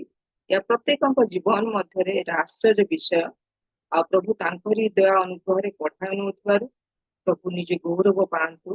ଏହା ଗୋଟେ ଛୋଟା ଛୋଟା ସାକ୍ଷ୍ୟ ଆମମାନଙ୍କ ମଧ୍ୟରେ ରହିଛି, ଯେ ଏଇ ସାକ୍ଷ୍ୟ ଦ୍ୱାରା ପରମେଶ୍ୱର ଗୌରବ ପାଆନ୍ତୁ। ସେ ଆମମାନଙ୍କୁ ଦୟା ଅନୁଗ୍ରହରେ ପଠାଇ ଆଣୁଥିବାରୁ ପ୍ରଭୁ ଗୌରବ ପାଆନ୍ତୁ। ବର୍ତ୍ତମାନ ଆମମାନେ ପ୍ରାର୍ଥନା କରିବା କେତେ ଗୁଡିଏ ବିଷୟ ନେଇ ଆମମାନଙ୍କ ଗହଣରେ ଆଣ୍ଟି ଅଛନ୍ତି। ଅନୁରୋଧ କରେ ମିସେସ୍ କୁମୁଦିନୀ ଲିମା ଆଣ୍ଟିଙ୍କୁ। ଆଣ୍ଟି ନମସ୍କାର। ପ୍ରେଜ୍ ଦ ଲର୍ଡ। ପ୍ରେଜ୍ ଦ ଲର୍ଡ ଆଣ୍ଟି। ଆଣ୍ଟି ହଁ ପ୍ରେଜ୍ ଦ ଲର୍ଡ କୁହନ୍ତୁ। ଆଜି ଗୋଟେ ମାନେ ଦୁଃଖର ବିଷୟ ବୋଲି କହିଲେ ଚଳେ। ଆଉ ଯୋଉ ସିଷ୍ଟର କୁ ଆଜି ମେସେଜ ଦେବା ନିମନ୍ତେ ଆମମାନେ ଆଉ ଦିଆଯାଇଥିଲା, ମେସେଜ କହିବା ନିମନ୍ତେ ଅନୁରୋଧ କରାଯାଇଥିଲା। ଆଉ sister ବି ହଁ କରିଥିଲେ, କିନ୍ତୁ ଅକସ୍ମାତ୍ ଆଉ ସେ ତାଙ୍କର ହାର୍ଟ ବାହାରିଲା। ତାର ସର୍ଜରୀ ହେବାର ଥିଲା ବୋଲିକି କିଛି ଘଣ୍ଟା ପୂର୍ବରୁ ସେ ମତେ ଶୁଣେଇଛନ୍ତି, ଜଣେଇଛନ୍ତି ହ୍ୱାଟ୍ସଆପ ମାଧ୍ୟମରେ। ଆଉ ପ୍ରାର୍ଥନା ଅନୁରୋଧ କରିଛନ୍ତି।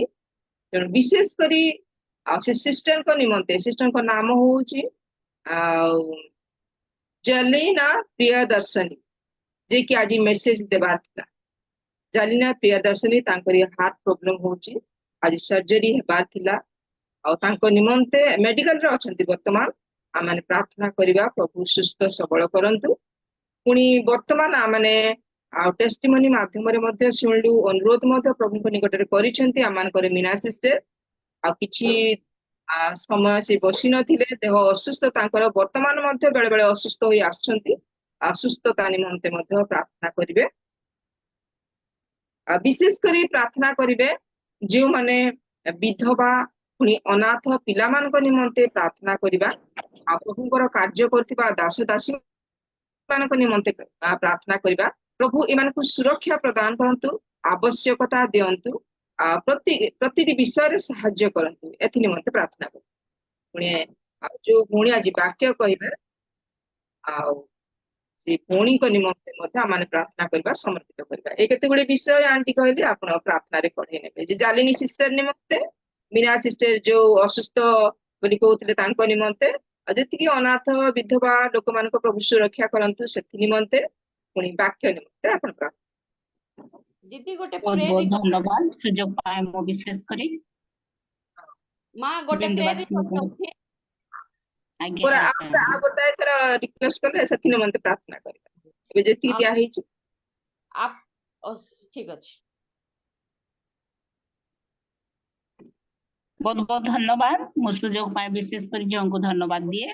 ବସିଥିବା ପ୍ରତ୍ୟେକ ପ୍ରଭୁଙ୍କ ଦାସୀ ମାନଙ୍କୁ ମୁଁ ଧନ୍ୟବାଦ ଜଣାଉ ମଧ୍ୟ ମୋର ଭକ୍ତିପୂର୍ଣ୍ଣ ନମସ୍କାର ଜଣାଇ ନମସ୍କାର। ଆସନ୍ତୁ ପ୍ରାର୍ଥନା କରିବା।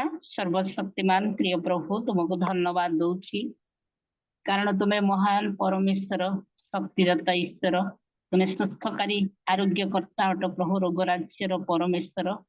ତୁମଠାରେ ଯୋଉ ଶକ୍ତି ଅଛି ସେ ଶକ୍ତି ପାଇଁ ଆମେ ସବୁବେଳେ ନିର୍ଭର କରୁଛୁ ପ୍ରଭୁ ତୁମ ଉପରେ। ବାପା, ଏଇ ସମୟରେ ବିଶେଷ ପ୍ରାର୍ଥନା କରୁଛି ଆଜି ପର୍ଯ୍ୟନ୍ତ ପ୍ରଭୁ ତୁମେ ଅନୁଗ୍ରହ କରି ଟୁନୁ ଝିଅ ଯେ ପ୍ରକାର ପରିଶ୍ରମ କରି ଅର୍ଥ ବ୍ୟୟ କରି ଆମମାନଙ୍କ ପାଇଁ ଏ ଯୋଉ ମଣ୍ଡଳୀଟି ପ୍ରସ୍ତୁତ କରି ଆମେ ପ୍ରତିଟି ଡିଭାଇସରେ ଜଏନ୍ ହେବା ପାଇଁ ଅନେକ ସ୍ଥାନରୁ ମା ଭଉଣୀ ମାନେ ଜଏନ୍ କରନ୍ତି ବାକ୍ୟ ଶୁଣିବା ପାଇଁ, ସାକ୍ଷ୍ୟ ଦେବା ପାଇଁ, ସୁନାପଦ ମାଧ୍ୟମରେ ତୁମର ମୁଖ ନିଃସୃତ ବାକ୍ୟକୁ କହିବା ପାଇଁ, ପ୍ରଭୁ ପ୍ରଶଂସା ଗୌରବାର୍ଥେ ପ୍ରଭୁ ତୁମର ଗୀତ ଗାନ କରିବା ପାଇଁ, ବିଭିନ୍ନ ସୁଯୋଗ ନେଇ ଏ ସ୍ଥାନକୁ ଆସିବା ପାଇଁ ସେମାନଙ୍କୁ ଏକ ମାଧ୍ୟମ ଦେଇଥିବାରୁ ତାଙ୍କ ପରିବାରକୁ, ତାଙ୍କୁ ମଧ୍ୟ ଝିଅଙ୍କୁ ମଧ୍ୟ ବିଶେଷ ଧନ୍ୟବାଦ ଦିଏ। ସେମାନଙ୍କର ପ୍ରଚେଷ୍ଟାରେ ଆମେ ଏ ସ୍ଥାନରେ ଯୋଗ ଦଉଛୁ ପ୍ରଭୁ, ଏଥିପାଇଁ ମୁଁ ବିଶେଷ ଧନ୍ୟବାଦ ଦଉଛି। ପ୍ରାର୍ଥନା କରୁଛି ପ୍ରଭୁ ଏ ସମୟର ପ୍ରାର୍ଥନା ନିବେଦନ ଅନୁସାରେ ପ୍ରଭୁ ଆଜି ଦିନ ବାକ୍ୟ ପରିବେଷଣ ଯୋଉ ପ୍ରିୟଦାସୀ କରିବାର ଥିଲା, ହଠାତ୍ ତାର ହାର୍ଟ ପ୍ରୋବ୍ଲେମ ସକାଶେ ସେ ମେଡିକାଲରେ ଆଡମିଟ ଅଛନ୍ତି ପ୍ରଭୁ, ତାଙ୍କ ପାଇଁ ପ୍ରାର୍ଥନା କରୁଛି। ପ୍ରିୟଦର୍ଶନୀ ଭଉଣୀ ନିମନ୍ତେ ପ୍ରଭୁ, ସିଷ୍ଟରଙ୍କ ନିମନ୍ତେ ସେ କି ପ୍ରକାର ଅବସ୍ଥାରେ ଅଛନ୍ତି ପ୍ରଭୁ ଆମ ଚକ୍ଷୁ ଦେଖୁନାହିଁ, ମାତ୍ର ତୁମେ ଦେଖୁଛ ପ୍ରଭୁ। ଯଦି ହଠାତ୍ ତାଙ୍କ ମଧ୍ୟରେ ସମସ୍ୟା ଘଟିଛି ପ୍ରଭୁ, ଯଦି ଆଗରୁ ରହିଛି ପ୍ରଭୁ, ଆଗକୁ ଯୋଉ ପ୍ଲାନିଂ ତାଙ୍କର ଅଛି ପ୍ରଭୁ, ତୁମେ ଦୟାକରି ଡକ୍ଟର ମାନଙ୍କର ହୃଦୟରେ କଥା କୁହ। ମଧ୍ୟ ସେ ଚିକିତ୍ସାଧୀନରେ ଅଛନ୍ତି ପ୍ରଭୁ, ଯୋଉମାନେ ତାଙ୍କୁ ଚିକିତ୍ସା କରିବେ ପ୍ରଭୁ ତାଙ୍କୁ ବିଶେଷ କରି ଜ୍ଞାନ ଦିଅ। ତାଙ୍କର ସର୍ଜରୀ ଯେମନ୍ତ ସଫଳୀକୃତ ହେବ ଆଗାମୀ ଦିନରେ ପ୍ରଭୁ, ତୁମ ନିକଟବର୍ତ୍ତୀ ହେବ, ଏପରି ଜୁମରେ ଏକତ୍ର ହୋଇ ସାକ୍ଷ୍ୟ ଦେଇପାରିବ, ଏଥିପାଇଁ ମଧ୍ୟ ତୁମେ ସାହାଯ୍ୟ କର। ପ୍ରାର୍ଥନା କରୁଛି ପ୍ରଭୁ ନେନା ପାଇଁ, ଆଉ ପ୍ରଭୁ ସେ ଝିଅ ମଧ୍ୟ ତାଙ୍କ ଶରୀର ପ୍ରାୟ ଅସୁସ୍ଥ ଅଛି ବୋଲି ସେ ବର୍ତ୍ତମାନ କହୁଛନ୍ତି ପ୍ରଭୁ। ଅନେକ ସମୟରେ ସେ ମିଟିଂ ରେ ଜଏନ୍ କରିବା ପାଇଁ ଚାହୁଁଥିଲେ ମଧ୍ୟ କେତେବେଳେ ନେଟୱାର୍କ ପ୍ରୋବ୍ଲେମ, ତାଙ୍କ ଶରୀର ପ୍ରୋବ୍ଲେମ, ଏଥିପାଇଁ ତାଙ୍କୁ ତୁମେ ସୁସ୍ଥ ସ୍ୱାସ୍ଥ୍ୟ ଦାନ କର ପ୍ରଭୁ। କାରଣ ତୁମ ପାଇଁ ଆତୁର ଆଶା ଆକାଂକ୍ଷା ରହିଥିବା ଲୋକମାନଙ୍କ ପ୍ରତି ତୁମ ଦୟାର ଦୃଷ୍ଟି ରଖି ସ୍ୱାସ୍ଥ୍ୟ ଶରୀର ଦେଇ ମିଟିଂ ରେ ଯୋଗ କରିବା ପାଇଁ, ମଧ୍ୟ ବାକ୍ୟ ଶୁଣିବା ପାଇଁ, ଗୀତ ଗାନ କରିବା ପାଇଁ, ଯୋଉ ମାଧ୍ୟମରେ ହେଲେ ବି ତୁମ ନିକଟବର୍ତ୍ତୀ ହେବା ପାଇଁ ସେମାନଙ୍କୁ ତୁମେ ସୁଯୋଗ ପ୍ରଦାନ କର। ବିଶେଷତଃ ଶାରୀରିକ ସୁସ୍ଥତା ଦାନ କର। ତାଙ୍କ ସ୍ୱାସ୍ଥ୍ୟ ପାଇଁ ଆମେ ତୁମକୁ ଧନ୍ୟବାଦ ଦଉଛି, ପ୍ରାର୍ଥନା କରୁଛି ପ୍ରଭୁ। ବିଶେଷ କରି ପ୍ରଭୁ ତୁମେ ଦୟା କର, ଯୋଉ ଭଉଣୀ ପ୍ରାର୍ଥନା ରିକ୍ୱେଷ୍ଟ କରିଛନ୍ତି ପ୍ରଭୁ ତାଙ୍କ ପାଇଁ ମଧ୍ୟ ପ୍ରାର୍ଥନା କରୁଛି ପ୍ରଭୁ। ସେ ଅନେକ ବାକ୍ୟ ଗୁଡିକ ପଠନ କଲା ପରେ ପ୍ରଶ୍ନର ଉତ୍ତରରେ ଅତି ସୁନ୍ଦର ଭାବରେ ପ୍ରଭୁ ସେମାନେ ଆଉ କହୁଛନ୍ତି ପ୍ରଭୁ, ମନରେ ସ୍ମରଣରେ ରଖି, ଏଥିପାଇଁ ମୁଁ ବିଶେଷ ଧନ୍ୟବାଦ ଦିଏ ପ୍ରଭୁ। ଯୋଉମାନେ ସମସ୍ତ ପାର୍ଟିସିପେଟ ନେଇଛନ୍ତି ସେମାନଙ୍କୁ ଆଶୀର୍ବାଦ କର। ବିଶେଷ କରି ସୁଶୀଳା ଝିଅ ପାଇଁ ପ୍ରାର୍ଥନା କରୁଛୁ, ତାର ପରିଶ୍ରମ ପାଇଁ ପ୍ରଭୁ। ଆମମାନଙ୍କୁ ସେ ଶିଖେଇବା ନିମନ୍ତେ ସେ ନିଜେ ଶିଖିବାକୁ ପଡେ, ନିଜେ ପରିଶ୍ରମ କରିବାକୁ ପଡେ ପ୍ରଭୁ। ଆଉ ତୁମର ଜୀବନ୍ତ ବାକ୍ୟକୁ ପ୍ରଭୁ ସେ ଅତି କଷ୍ଟରେ ପ୍ରଶ୍ନ ଉତ୍ତର ବାହାର କରି ଆମମାନେ ଯେମନ୍ତ ଶିଖିପାରିବୁ, ଏଥିପାଇଁ ଆମମାନେ ବାରମ୍ବାର ତୁମର ବାକ୍ୟକୁ ପ୍ରଭୁ ଆମମାନଙ୍କର ମନରେ ରଖି ଆମେ ପଢିବା ଦ୍ୱାରା ଆମେ ସ୍ମରଣରେ ରଖି ତାହା କହିପାରିବୁ। ଏଥିପାଇଁ ସୁଯୋଗ ଦିଏ ଆମମାନଙ୍କ ପାଇଁ ସେ ଦଉଛନ୍ତି, ଏଥିପାଇଁ ତାଙ୍କୁ ମଧ୍ୟ ଆଶୀର୍ବାଦ କର। ଅନେକ ଅନାଥ ବିଧବା ମାନେ, ଯୋଉମାନେ ପିତୃହୀନ, ମାତୃହୀନ, ସ୍ୱାମୀହୀନ ପ୍ରଭୁ, କେହି ତ ସ୍ତ୍ରୀହୀନ, ଏ ପ୍ରକାର ଅବସ୍ଥାରେ ଯୋଉମାନେ ଦୁଃଖରେ, ସମସ୍ୟାରେ, ଅଭାବରେ, ଖାଦ୍ୟର, ଗୃହର, ବସ୍ତ୍ରରେ, ସମସ୍ତ ବିଷୟରେ ଅଭାବଗ୍ରସ୍ତରେ ଯୋଉମାନେ ଅଛନ୍ତି ସେମାନଙ୍କର ସହାୟ ହୁଅ ପ୍ରଭୁ। ଅନାଥ ଲୋକମାନଙ୍କର ନାଥ ତୁମେ, ଆଶ୍ରୟହୀନ ଲୋକମାନଙ୍କର ଆଶ୍ରୟକାରୀ ପରମେଶ୍ୱର ତୁମେ ପ୍ରଭୁ। ସ୍ୱାମୀ ବିହୀନ ମାନଙ୍କର ପ୍ରଭୁ ତୁମେ ସ୍ୱାମୀ ଅଟ ପ୍ରଭୁ, ସ୍ୱର୍ଗର ପରମେଶ୍ୱର। ସେମାନଙ୍କର ଦୁଃଖ ଜାଣି, ଅବସ୍ଥା ଜାଣି ସେମାନଙ୍କର ସାହାଯ୍ୟ କର। ବର୍ତ୍ତମାନ ତୁମ ଦାସୀଙ୍କ ପାଇଁ ଆମେ ପ୍ରାର୍ଥନା କରୁଛୁ। ହଠାତ୍ ତାଙ୍କୁ ଅନୁରୋଧ କରାଯାଇଛି, ସେଇ ଅନୁସାରେ ତୁମର ବାକ୍ୟ ପରିବେଷଣ କରିବା ପାଇଁ ସେଇ ସ୍ଥାନରେ ଉପସ୍ଥିତ ଅଛନ୍ତି ପ୍ରଭୁ। ତାଙ୍କୁ ତୁମେ ଅସ୍ତ୍ର ପରି ବ୍ୟବହାର କର। ତୁମର ଧର୍ମାତ୍ମାଙ୍କର ଶକ୍ତି ଦ୍ୱାରା ଅଭିଷେକ କରି ଆଜି ଦିନ ପ୍ରଭୁ ତୁମେ ଆମମାନଙ୍କ ପାଇଁ ପ୍ରୟୋଜନ ବାକ୍ୟ ଦେଇ ତାଙ୍କ ଦେଇ ତୁମେ ବ୍ୟବହାର କର ପ୍ରଭୁ। ତାଙ୍କୁ ତୁମେ ବ୍ୟବହାର କର ଆମମାନଙ୍କ ନିକଟରେ ଯୋଉ ବାକ୍ୟ ସେ ପରିବେଷଣ କରିବେ, ଆଉ ସେଇ ବାକ୍ୟକୁ ଆମେ ନିଜସ୍ୱ କରିପାରିବୁ। ଏଥିପାଇଁ ଆମମାନଙ୍କର ହୃଦୟ ଦ୍ୱାରକୁ ତୁମେ ଖୋଲି ଦିଅ ପ୍ରଭୁ, ତୁମେ ମୁକ୍ତ କର ପ୍ରଭୁ। ଆମେ ଉନ୍ମୁକ୍ତ ହୃଦୟରେ ବସି ପ୍ରଭୁ ତୁମର ବାକ୍ୟ ଗ୍ରହଣ କରିପାରିବୁ, ଏଥିପାଇଁ ଆଶୀର୍ବାଦ କର। ପ୍ରାର୍ଥନା କରୁଛି ପ୍ରଭୁ ବିନ୍ଦୁ ଝିଅ ପାଇଁ। ସେ ମଧ୍ୟ ପ୍ରତି ସମୟରେ ପ୍ରଭୁ ଅତି ସୁନ୍ଦର ଭାବରେ ପ୍ରଭୁ ଶୃଙ୍ଖଳିତ ଭାବରେ ସେ ପରିଚାଳନା କରି ଆସୁଅଛନ୍ତି ପ୍ରଭୁ। ତାଙ୍କୁ ତୁମେ ଆଶୀର୍ବାଦ କର, ତାର ଭୟ ଭକ୍ତିର ଜୀବନକୁ ତୁମେ ଆଶୀର୍ବାଦ କର, ତାଙ୍କ ସେବାର ଜୀବନକୁ ତୁମେ ଆଶୀର୍ବାଦ କର ବୋଲି ପ୍ରାର୍ଥନା କରୁଛୁ ପ୍ରଭୁ। ଆମେ ଯେତେ ଜଣ ଡିଭାଇସରେ ଜଏନ୍ ହେଉଛୁ ପ୍ରତିଟି ପରିବାର ମାନଙ୍କୁ ଆଶୀର୍ବାଦ କର ପ୍ରଭୁ। ପ୍ରତି ସମୟରେ ତୁମ ଦାସୀ ମାନେ ଏଥିର ଆଉ ଅଂଶୀ ହେବା ପାଇଁ ସେ ଚେଷ୍ଟା କରୁଛନ୍ତି। ସବୁ ସମୟରେ ପ୍ରଭୁ ସେମାନଙ୍କୁ ସୁଯୋଗ ଦିଅ, ଆଉ ଅତ୍ୟଧିକ ଅନ୍ୟମାନଙ୍କ ନିକଟରେ এই লিঙ্কটি ସେୟାର କରି ପ୍ରଭୁ ଏ ସ୍ଥାନରେ ଯୋଗ ଦେବା ପାଇଁ ମଧ୍ୟ ଆମେ ସୁଯୋଗ ପାଇପାରିବୁ। ଏଥିପାଇଁ ମଧ୍ୟ ଅନୁଗ୍ରହ କର। ମୋ ଦିନ ଅଭାଜନ ପାଇଁ ସୁନ୍ଦର ସୁଯୋଗ ନିମନ୍ତେ ତୁମକୁ ଧନ୍ୟବାଦ ଦଉଛି। ଆଜିର ସମସ୍ତ କାର୍ଯ୍ୟକ୍ରମ ପ୍ରାରମ୍ଭରୁ ସମାପ୍ତି ପର୍ଯ୍ୟନ୍ତ ତୁମର ଉପସ୍ଥିତି ରଖି ଏହି କାର୍ଯ୍ୟଟି ତୁମେ ସଫଳ କରି ତୁମେ ଗୌରବାନ୍ୱିତ ହୋ ବୋଲି ପ୍ରାଣକର୍ତ୍ତା ପ୍ରିୟ ପ୍ରଭୁ ଯୀଶୁଙ୍କ ନାମରେ ସକଳ ପ୍ରାର୍ଥନା ଉତ୍ସର୍ଗ କରୁଅଛି ପିତା, ଆମେନ୍। ଧନ୍ୟବାଦ ଝିଅ। Praise the Lord। ସମସ୍ତ ବିଷୟ ବୋଝର ସହିତ ପ୍ରଭୁଙ୍କଠାରେ ଥୋଇଛନ୍ତି, ପ୍ରାର୍ଥନା କରିଛନ୍ତି। ଆପଣଙ୍କୁ ବହୁତ ବହୁତ ଧନ୍ୟବାଦ। ପ୍ରଭୁ ଆପଣଙ୍କୁ ଆଶୀର୍ବାଦ କରନ୍ତୁ। Thank you, thank you। ଆଉ ଯଦି କାହାରି ଅନୁରୋଧ ରହିଛି, ପ୍ରାର୍ଥନା ଅନୁରୋଧ ରହିଛି ତ ଜଣା କଲେ ସେଥି ନିମନ୍ତେ ଆମେ ସମସ୍ତଙ୍କୁ ନମସ୍କାର। ଆମର ପ୍ରାର୍ଥନାର ଅନୁରୋଧ ଅଛି କି ବଡ ଝିଅ ହଷ୍ଟେଲକୁ ଯିବ, ଆଉ ସେ ହଷ୍ଟେଲରେ ପ୍ରଭୁଙ୍କର ସହଭାଗିତାରେ ଥିବା କୌଣସି ରୁମମେଟ୍ ମିଳୁ, ସେଥିପାଇଁ ସେ ବିଶେଷ କରି ପ୍ରାର୍ଥନା ଚାହିଁଛି। ନାଇଁ ତ ନହେଲେ ଯିବିନି ବୋଲି ସେ ଆମକୁ ଇଏ କରୁଛି, କିନ୍ତୁ ଆମେ ତାକୁ ବୁଝଉଛୁ କି ଆମେ ପ୍ରାର୍ଥନା କରିବା, ପ୍ରଭୁ ନିଶ୍ଚୟ ରୁମମେଟ୍ ଆଉ ଗୋଟେ ଦେବେ ଯୋଉଟା କି ପ୍ରଭୁ ଭୟ ଥିବ, ଭଲ ପିଲା ଥିବ। ଆଉ ସେଥିପାଇଁ ମୁଁ ବିଶେଷ କରି ଅନୁରୋଧ କରୁଛି କି ବଡ ଝିଅର ସେ ରୁମମେଟ୍ ଯେମିତି ପ୍ରଭୁ ଭୟ ଥିବ, ଆଉ ଖ୍ରୀଷ୍ଟିଆନ ଝିଅ ଥିବ ରୁମମେଟ୍, ସେଥିପାଇଁ ପ୍ରାର୍ଥନା କରନ୍ତୁ। ଆଉ ମଝିଆ ଝିଅ ପାଇଁ ଆମେ ଆଡମିସନ କରିକିରି ଆସିଲୁ। ଆମେ ଯୋଉ ସବଜେକ୍ଟ ନେବୁ ବୋଲି ଚାହିଁଥିଲୁ ସେ ସବଜେକ୍ଟ ନ ମିଳି ଅଲଗା ସବଜେକ୍ଟ ମିଳିଛି ଯୋଉଟା କି ସେ ଟିକେ ଡରୁଛି, କିନ୍ତୁ ଆମେ ତାକୁ ମଧ୍ୟ ଆଶ୍ୱାସନା ଦେଲୁ ଯେ ଆମେ ପ୍ରଭୁଙ୍କ ପାଖରେ ପ୍ରାର୍ଥନା କରିବା, ପ୍ରଭୁ ବୁଦ୍ଧି ଆଉ ଜ୍ଞାନ ଦେବେ, ଆଉ ସେଥିପାଇଁ ଚିନ୍ତା କରନା ବୋଲିକିରି ସେଥିପାଇଁ ତା ପାଇଁ ମଧ୍ୟ ପ୍ରାର୍ଥନା କରିବେ। ଆଉ ଯଦି କାହାରି ଅଛି? ଓମେନ୍ସ ଫେଲୋସିପ ର ପ୍ରତ୍ୟେକ ମା ମାନଙ୍କୁ ମୋର ଆନ୍ତରିକତା ନମସ୍କାର। ଆଉ ଗତ ଦିନ ମାନଙ୍କରେ ମୁଁ ମୋ ମାଙ୍କ ପାଇଁ ପ୍ରାର୍ଥନା ରିକ୍ୱେଷ୍ଟ ଦେଇକି ଆସୁଥିଲି। ତଦନୁସାରେ ପ୍ରଭୁ ଆପଣ ମାନଙ୍କ ପ୍ରାର୍ଥନା ଶୁଣି ତାକୁ ସୁସ୍ଥତା ଦେଇ ଅଛନ୍ତି, କିନ୍ତୁ ତାର ଲାଷ୍ଟ ଗୋଟେ ସ୍କାନିଂ କରବାର ଥିଲା ଯାହାକି ସିଟି ସ୍କାନ, ସେଟା କରାହେଇଛି। ତାର 3 ଦିନ ପରେ ତାର ରିପୋର୍ଟ ଆସିବ। ସେ ରିପୋର୍ଟ ଯେପରି ନର୍ମାଲ ଆସିବ ଏଥିପାଇଁ ପ୍ରାର୍ଥନାରେ ତୋଳି ଧରନ୍ତୁ, ଏବଂ ପ୍ରଭୁଙ୍କର ଅନୁଗ୍ରହରୁ ସେ ବର୍ତ୍ତମାନ ସୁସ୍ଥତା ପାଇଅଛି, କିନ୍ତୁ ଦୁର୍ବଳତା ଅଛି, ଯେପରିକି ସେ ଶକ୍ତି ପାଇପାରିବ ଏବଂ ସମ୍ପୂର୍ଣ୍ଣ ସୁସ୍ଥତା ହେଇପାରିବ, ସେଥିପାଇଁ ପ୍ରାର୍ଥନାରେ ତୋଳି ଧରିବେ। ଏତିକି ମାତ୍ର ପ୍ରାର୍ଥନାର ଅନୁରୋଧ। ଧନ୍ୟବାଦ। ଆଉ ଯଦି କାହାରି ଅଛି?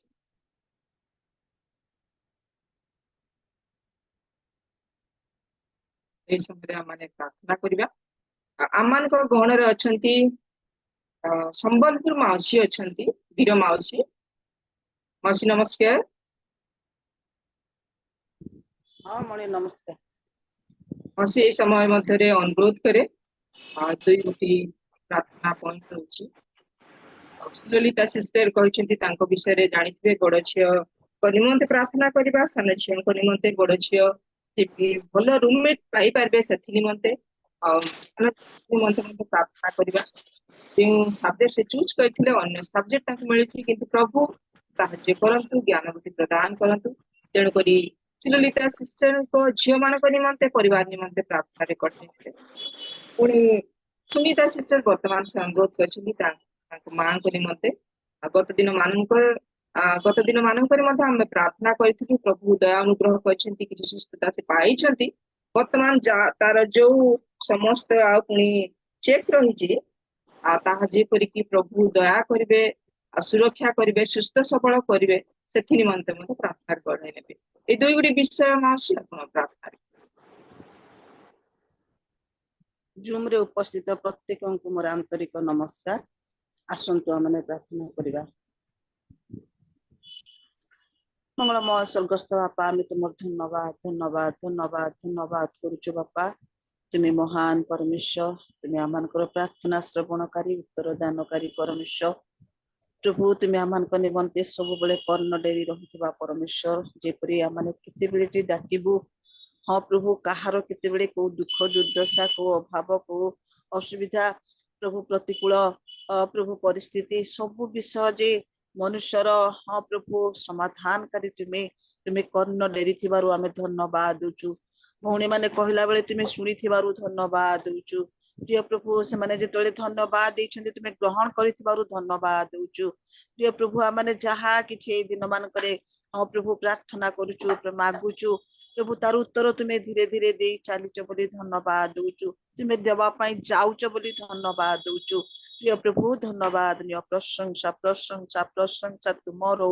ମଙ୍ଗଳମୟ ପ୍ରଭୁ, ଏ ସମୟରେ ହଁ ବାପା ମାନେ ପ୍ରଭୁ ସୁନ୍ଦର ପ୍ରଭୁ ସେଇ ପ୍ରଭୁ ଭିଡିଓ ମାଧ୍ୟମରେ କିଛି ଦେଖି ପାରିଛୁ। ପ୍ରଭୁ ତୁମର ପ୍ରଭୁ କଣ କରିବାକୁ ହବ, କଣ ନ କରିବାକୁ ହବ, ସେଥିପାଇଁ ମଧ୍ୟ ଧନ୍ୟବାଦ ଦଉଛୁ। ପ୍ରିୟ ପ୍ରଭୁ, ସେ ଭଉଣୀକୁ ଆଶୀର୍ବାଦ କର। ପ୍ରିୟତମ ପିତା, ଏ ସମୟରେ ସୁଲଳିତାର ହଁ ପ୍ରଭୁ 2 ଝିଅ ପାଇଁ ଆମେ ପ୍ରାର୍ଥନା କରୁଛୁ ବାପା।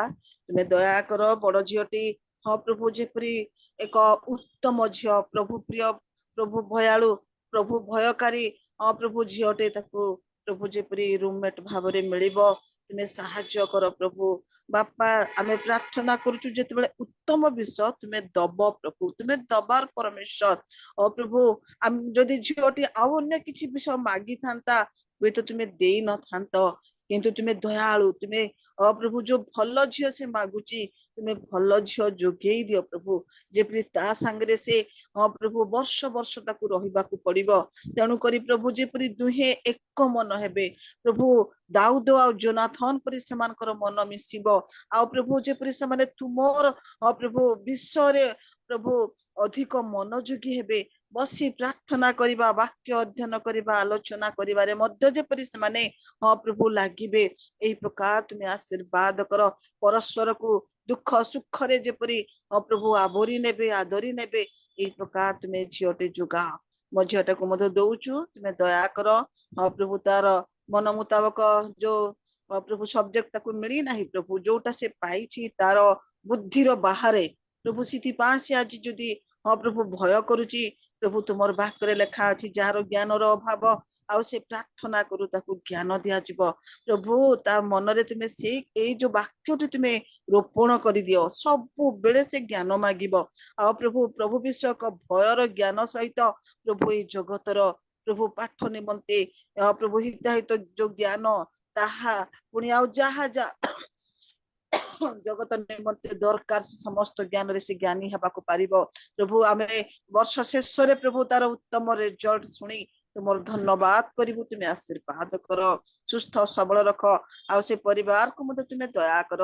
आ प्रभु तार तिन्नी झियो तार स्वामी ताकू तार सेवा कार्य को तुमर आशीर्वाद हस्त भितरे प्रभु तुमर दयालु हस्त भितरे तुमे रखी से मान को तुमे पढ़ेई नियो प्रिय प्रभु ए समय आमे सुनीता भौणी को पाई मध्य धन्यवाद दउचु तांको मां को पाई बापा प्रभु वास्तव रे प्रभु मां मान को निमंते झियो मानकर चिंता तुमे छाणो प्रभु मंगलमय प्रभु तुमे दया कर से माउसी कर से भौणी कर प्रभु तुमे सहायकारी हेइच सुस्थता किछि देइच प्रभु तांकर जहा किछि स्कैन हिछि प्रभु तार रिपोर्ट आसीबो से रिपोर्ट आसीबा भितरे जेपरि माने हाँ प्रभु कौन से भयभीत न हे प्रभु उत्तम रिपोर्ट पाई उत्तम रिजल्ट पाई हाँ प्रभु से माने अपेक्षा करिवे विश्वास रे आ तार प्रतिफल से माने जेपरि पाई परिबे उत्तम प्रतिफल पाइबे हाँ प्रभु से माने आनंदर प्रतिफल पाइबे एई प्रकार तुमे सहाय्य कर जो माने तार परीक्षा निरीक्षा करिवे प्रभु से मान को मध्य तुमे सद्बुद्धि ज्ञान दियो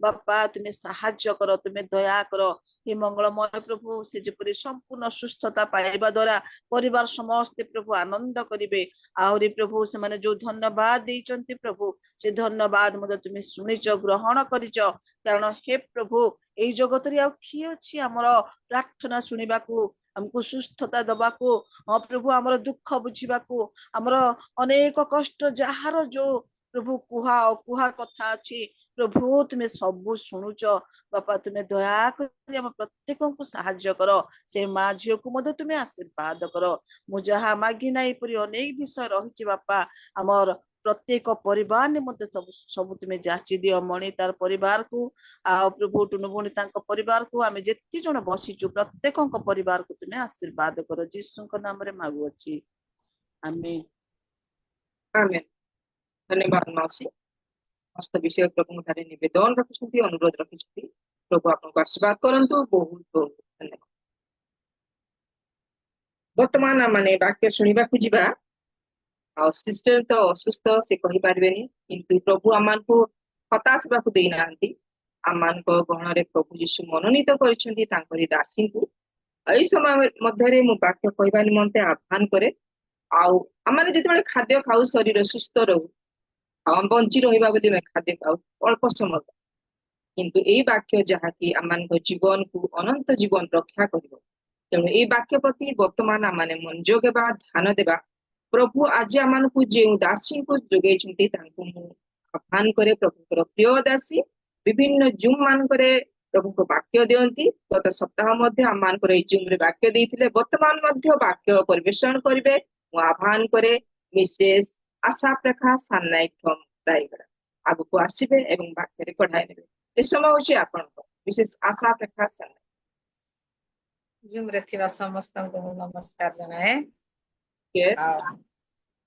प्रभु को बहुत बहुत धन्यवाद दिए गत सप्ताह समस्त आपद विपद रोग संकट रक्षा करी पुनर्बार एई दिन देखाई संध्या समय तांकरी पाद तले बसिबार सुयोग देछि सेति पई प्रभु को धन्यवाद दे आ हठात भाउज मते फोन कले आज तार वाक्य थिला प्रिय दर्शनी भौणीर वाक्य थिला तार हठात असुस्थ बोली मु भी से प्रकार प्रस्तुत नथिली वाक्य तो नाइ बोली मु इनती काम रे थिली हठात फोन कलार मु बहुत टेंशन हे गली आ फोन भी कली जे प्रकृत रे से मेडिकल रे एडमिट अछंते आ तार हठात ता मां भी टेंशन होछंती ताको पई भी प्रार्थना अछि प्रभु प्रार्थना सुनि ताको सुस्थ करंतु मु से प्रकार वाक्य कहबी ना मु 10 मिनिट रे सरे देबी से प्रकार प्रस्तुत भी नहीं ना मत बहुत भय भी लागुची मोर पई भी प्रार्थना कर समस्ते आ मु भी अल्प समय प्रार्थना करूची जे प्रकार प्रभु चालना दे कथा करिवे आसंता माने प्रार्थना करिवा। धन्यवाद प्रभु मंगलकारी परमेश्वर जेहोवा जिरी सदा प्रभु महान परमेश्वर तुम्हें आश्चर्य आश्चर्य अति पवित्र महान परमेश्वर बोली पवित्र नाम धन्यवाद होछि प्रभु हठात मते सुंदर सुजोग दिया है से धन्यवाद होछि प्रभु तुम्हें ही मोर मुख पात्र ही कथा कह आज जो वाक्य आज तुमरे दासी मानक आगरे प्रकाशमान हेबो ताहा तुम्हें प्रकाशमान ही कथा कह प्रभु मु कौनसी विषय मध्य जानी ना किंतु तुम्हें कथा कहब बोली मु विश्वास करी तुम पाद तले समर्पित है इस स्थान रे उपस्थित है तुम्हें ही कथा कह बोली प्राणकर्ता प्रिय प्रभु जीशु नाम रे पुत्र विक्षण आसंता माने वाक्य माध्यम को जीवा गीत संहिता 127 रो 3 पद रे लेखा अछि देख संतान गण सदा प्रभुंकर दत्त अधिकार मोर आवाज ठीक शुभुची ना स्लो होची आ गर्भजात फल ताहांकर दत्त पुरस्कार एठारे सोलोमन रचित बोली लेखा अछि देखुछंती गीत रचुछंती जे देख संतान गण सदा प्रभुंकर दत्त अधिकार आ गर्भजात फल ताहांकर दत्त पुरस्कार आ संतान गण पुणी तांकरी दत्त अधिकार आ गर्भजात फल तांकरी दत्त एही पुरस्कार प्रभु मन प्रत्येक को देछि तांकरी से दत्त पुरस्कार आमे प्रत्येक खाली क्रिश्चियन लोक मान को नै समस्त पृथ्वी रे जेते लोक अछंती प्राय समस्त को से दत्त पुरस्कार से फल गर्भर फल दत्त पुरस्कार प्राय समस्त को दिया जायछि समस्त को दिया जायछि पृथ्वी किंतु सेही पुरस्कार को प्रकार स्थान रे रखिबार आवश्यकता अछि ताहा हमें चिंता सेही पुरस्कार जो फल गर्भर फलर पुरस्कार केउ स्थान रे रखिबार आवश्यकता अछि ताहा हमें चिंता आमे देखु प्रथम सामुएल रो प्रथम पर्व रो आमे पढ़ी गले सेटा गोटे आश्चर्य विषय से जने नारी हाना ता नाम होची हाना से बंध्या अवस्था रे थिले बंध्या अवस्था रे थिले बोली ता स्वामी आ गोटे स्त्री को बाहा होछ आ तार स्त्री ताको सपत्नी ताको अनेक विषय रे से बंध्या अछि बोली बहुत विषय रे ताको कहउथिले हेले भी से दुख करूथिले ता मन बहुत दुख होथिला आ से कांदू भी थिले परमेश्वर ठारे निजको समर्पण भी करूथिले किंतु ता स्वामी ताको कहउथिले जे मु 10 पुत्र ठारू अधिक तुमको प्रेम करूछि मोर 10टा संतान थिले मध्य तारठू अधिक मु तुमको भल पाउछि तमे काई की दुख करूछ ए प्रकार तार स्वामी कहउथिले मध्य से दुख रे रहउथि आ सेई समय रे से मंदिर को जाउछंती आ गोटे मानसिक करूछंती से प्रथम 11 पद रे लेखा अछि पुणी से एक मानत मनासी कहिला हे सन्याधिपति सदा प्रभु जेबे तुम्हे अपना दासीर दुख प्रति नितांत दृष्टिपात करिबो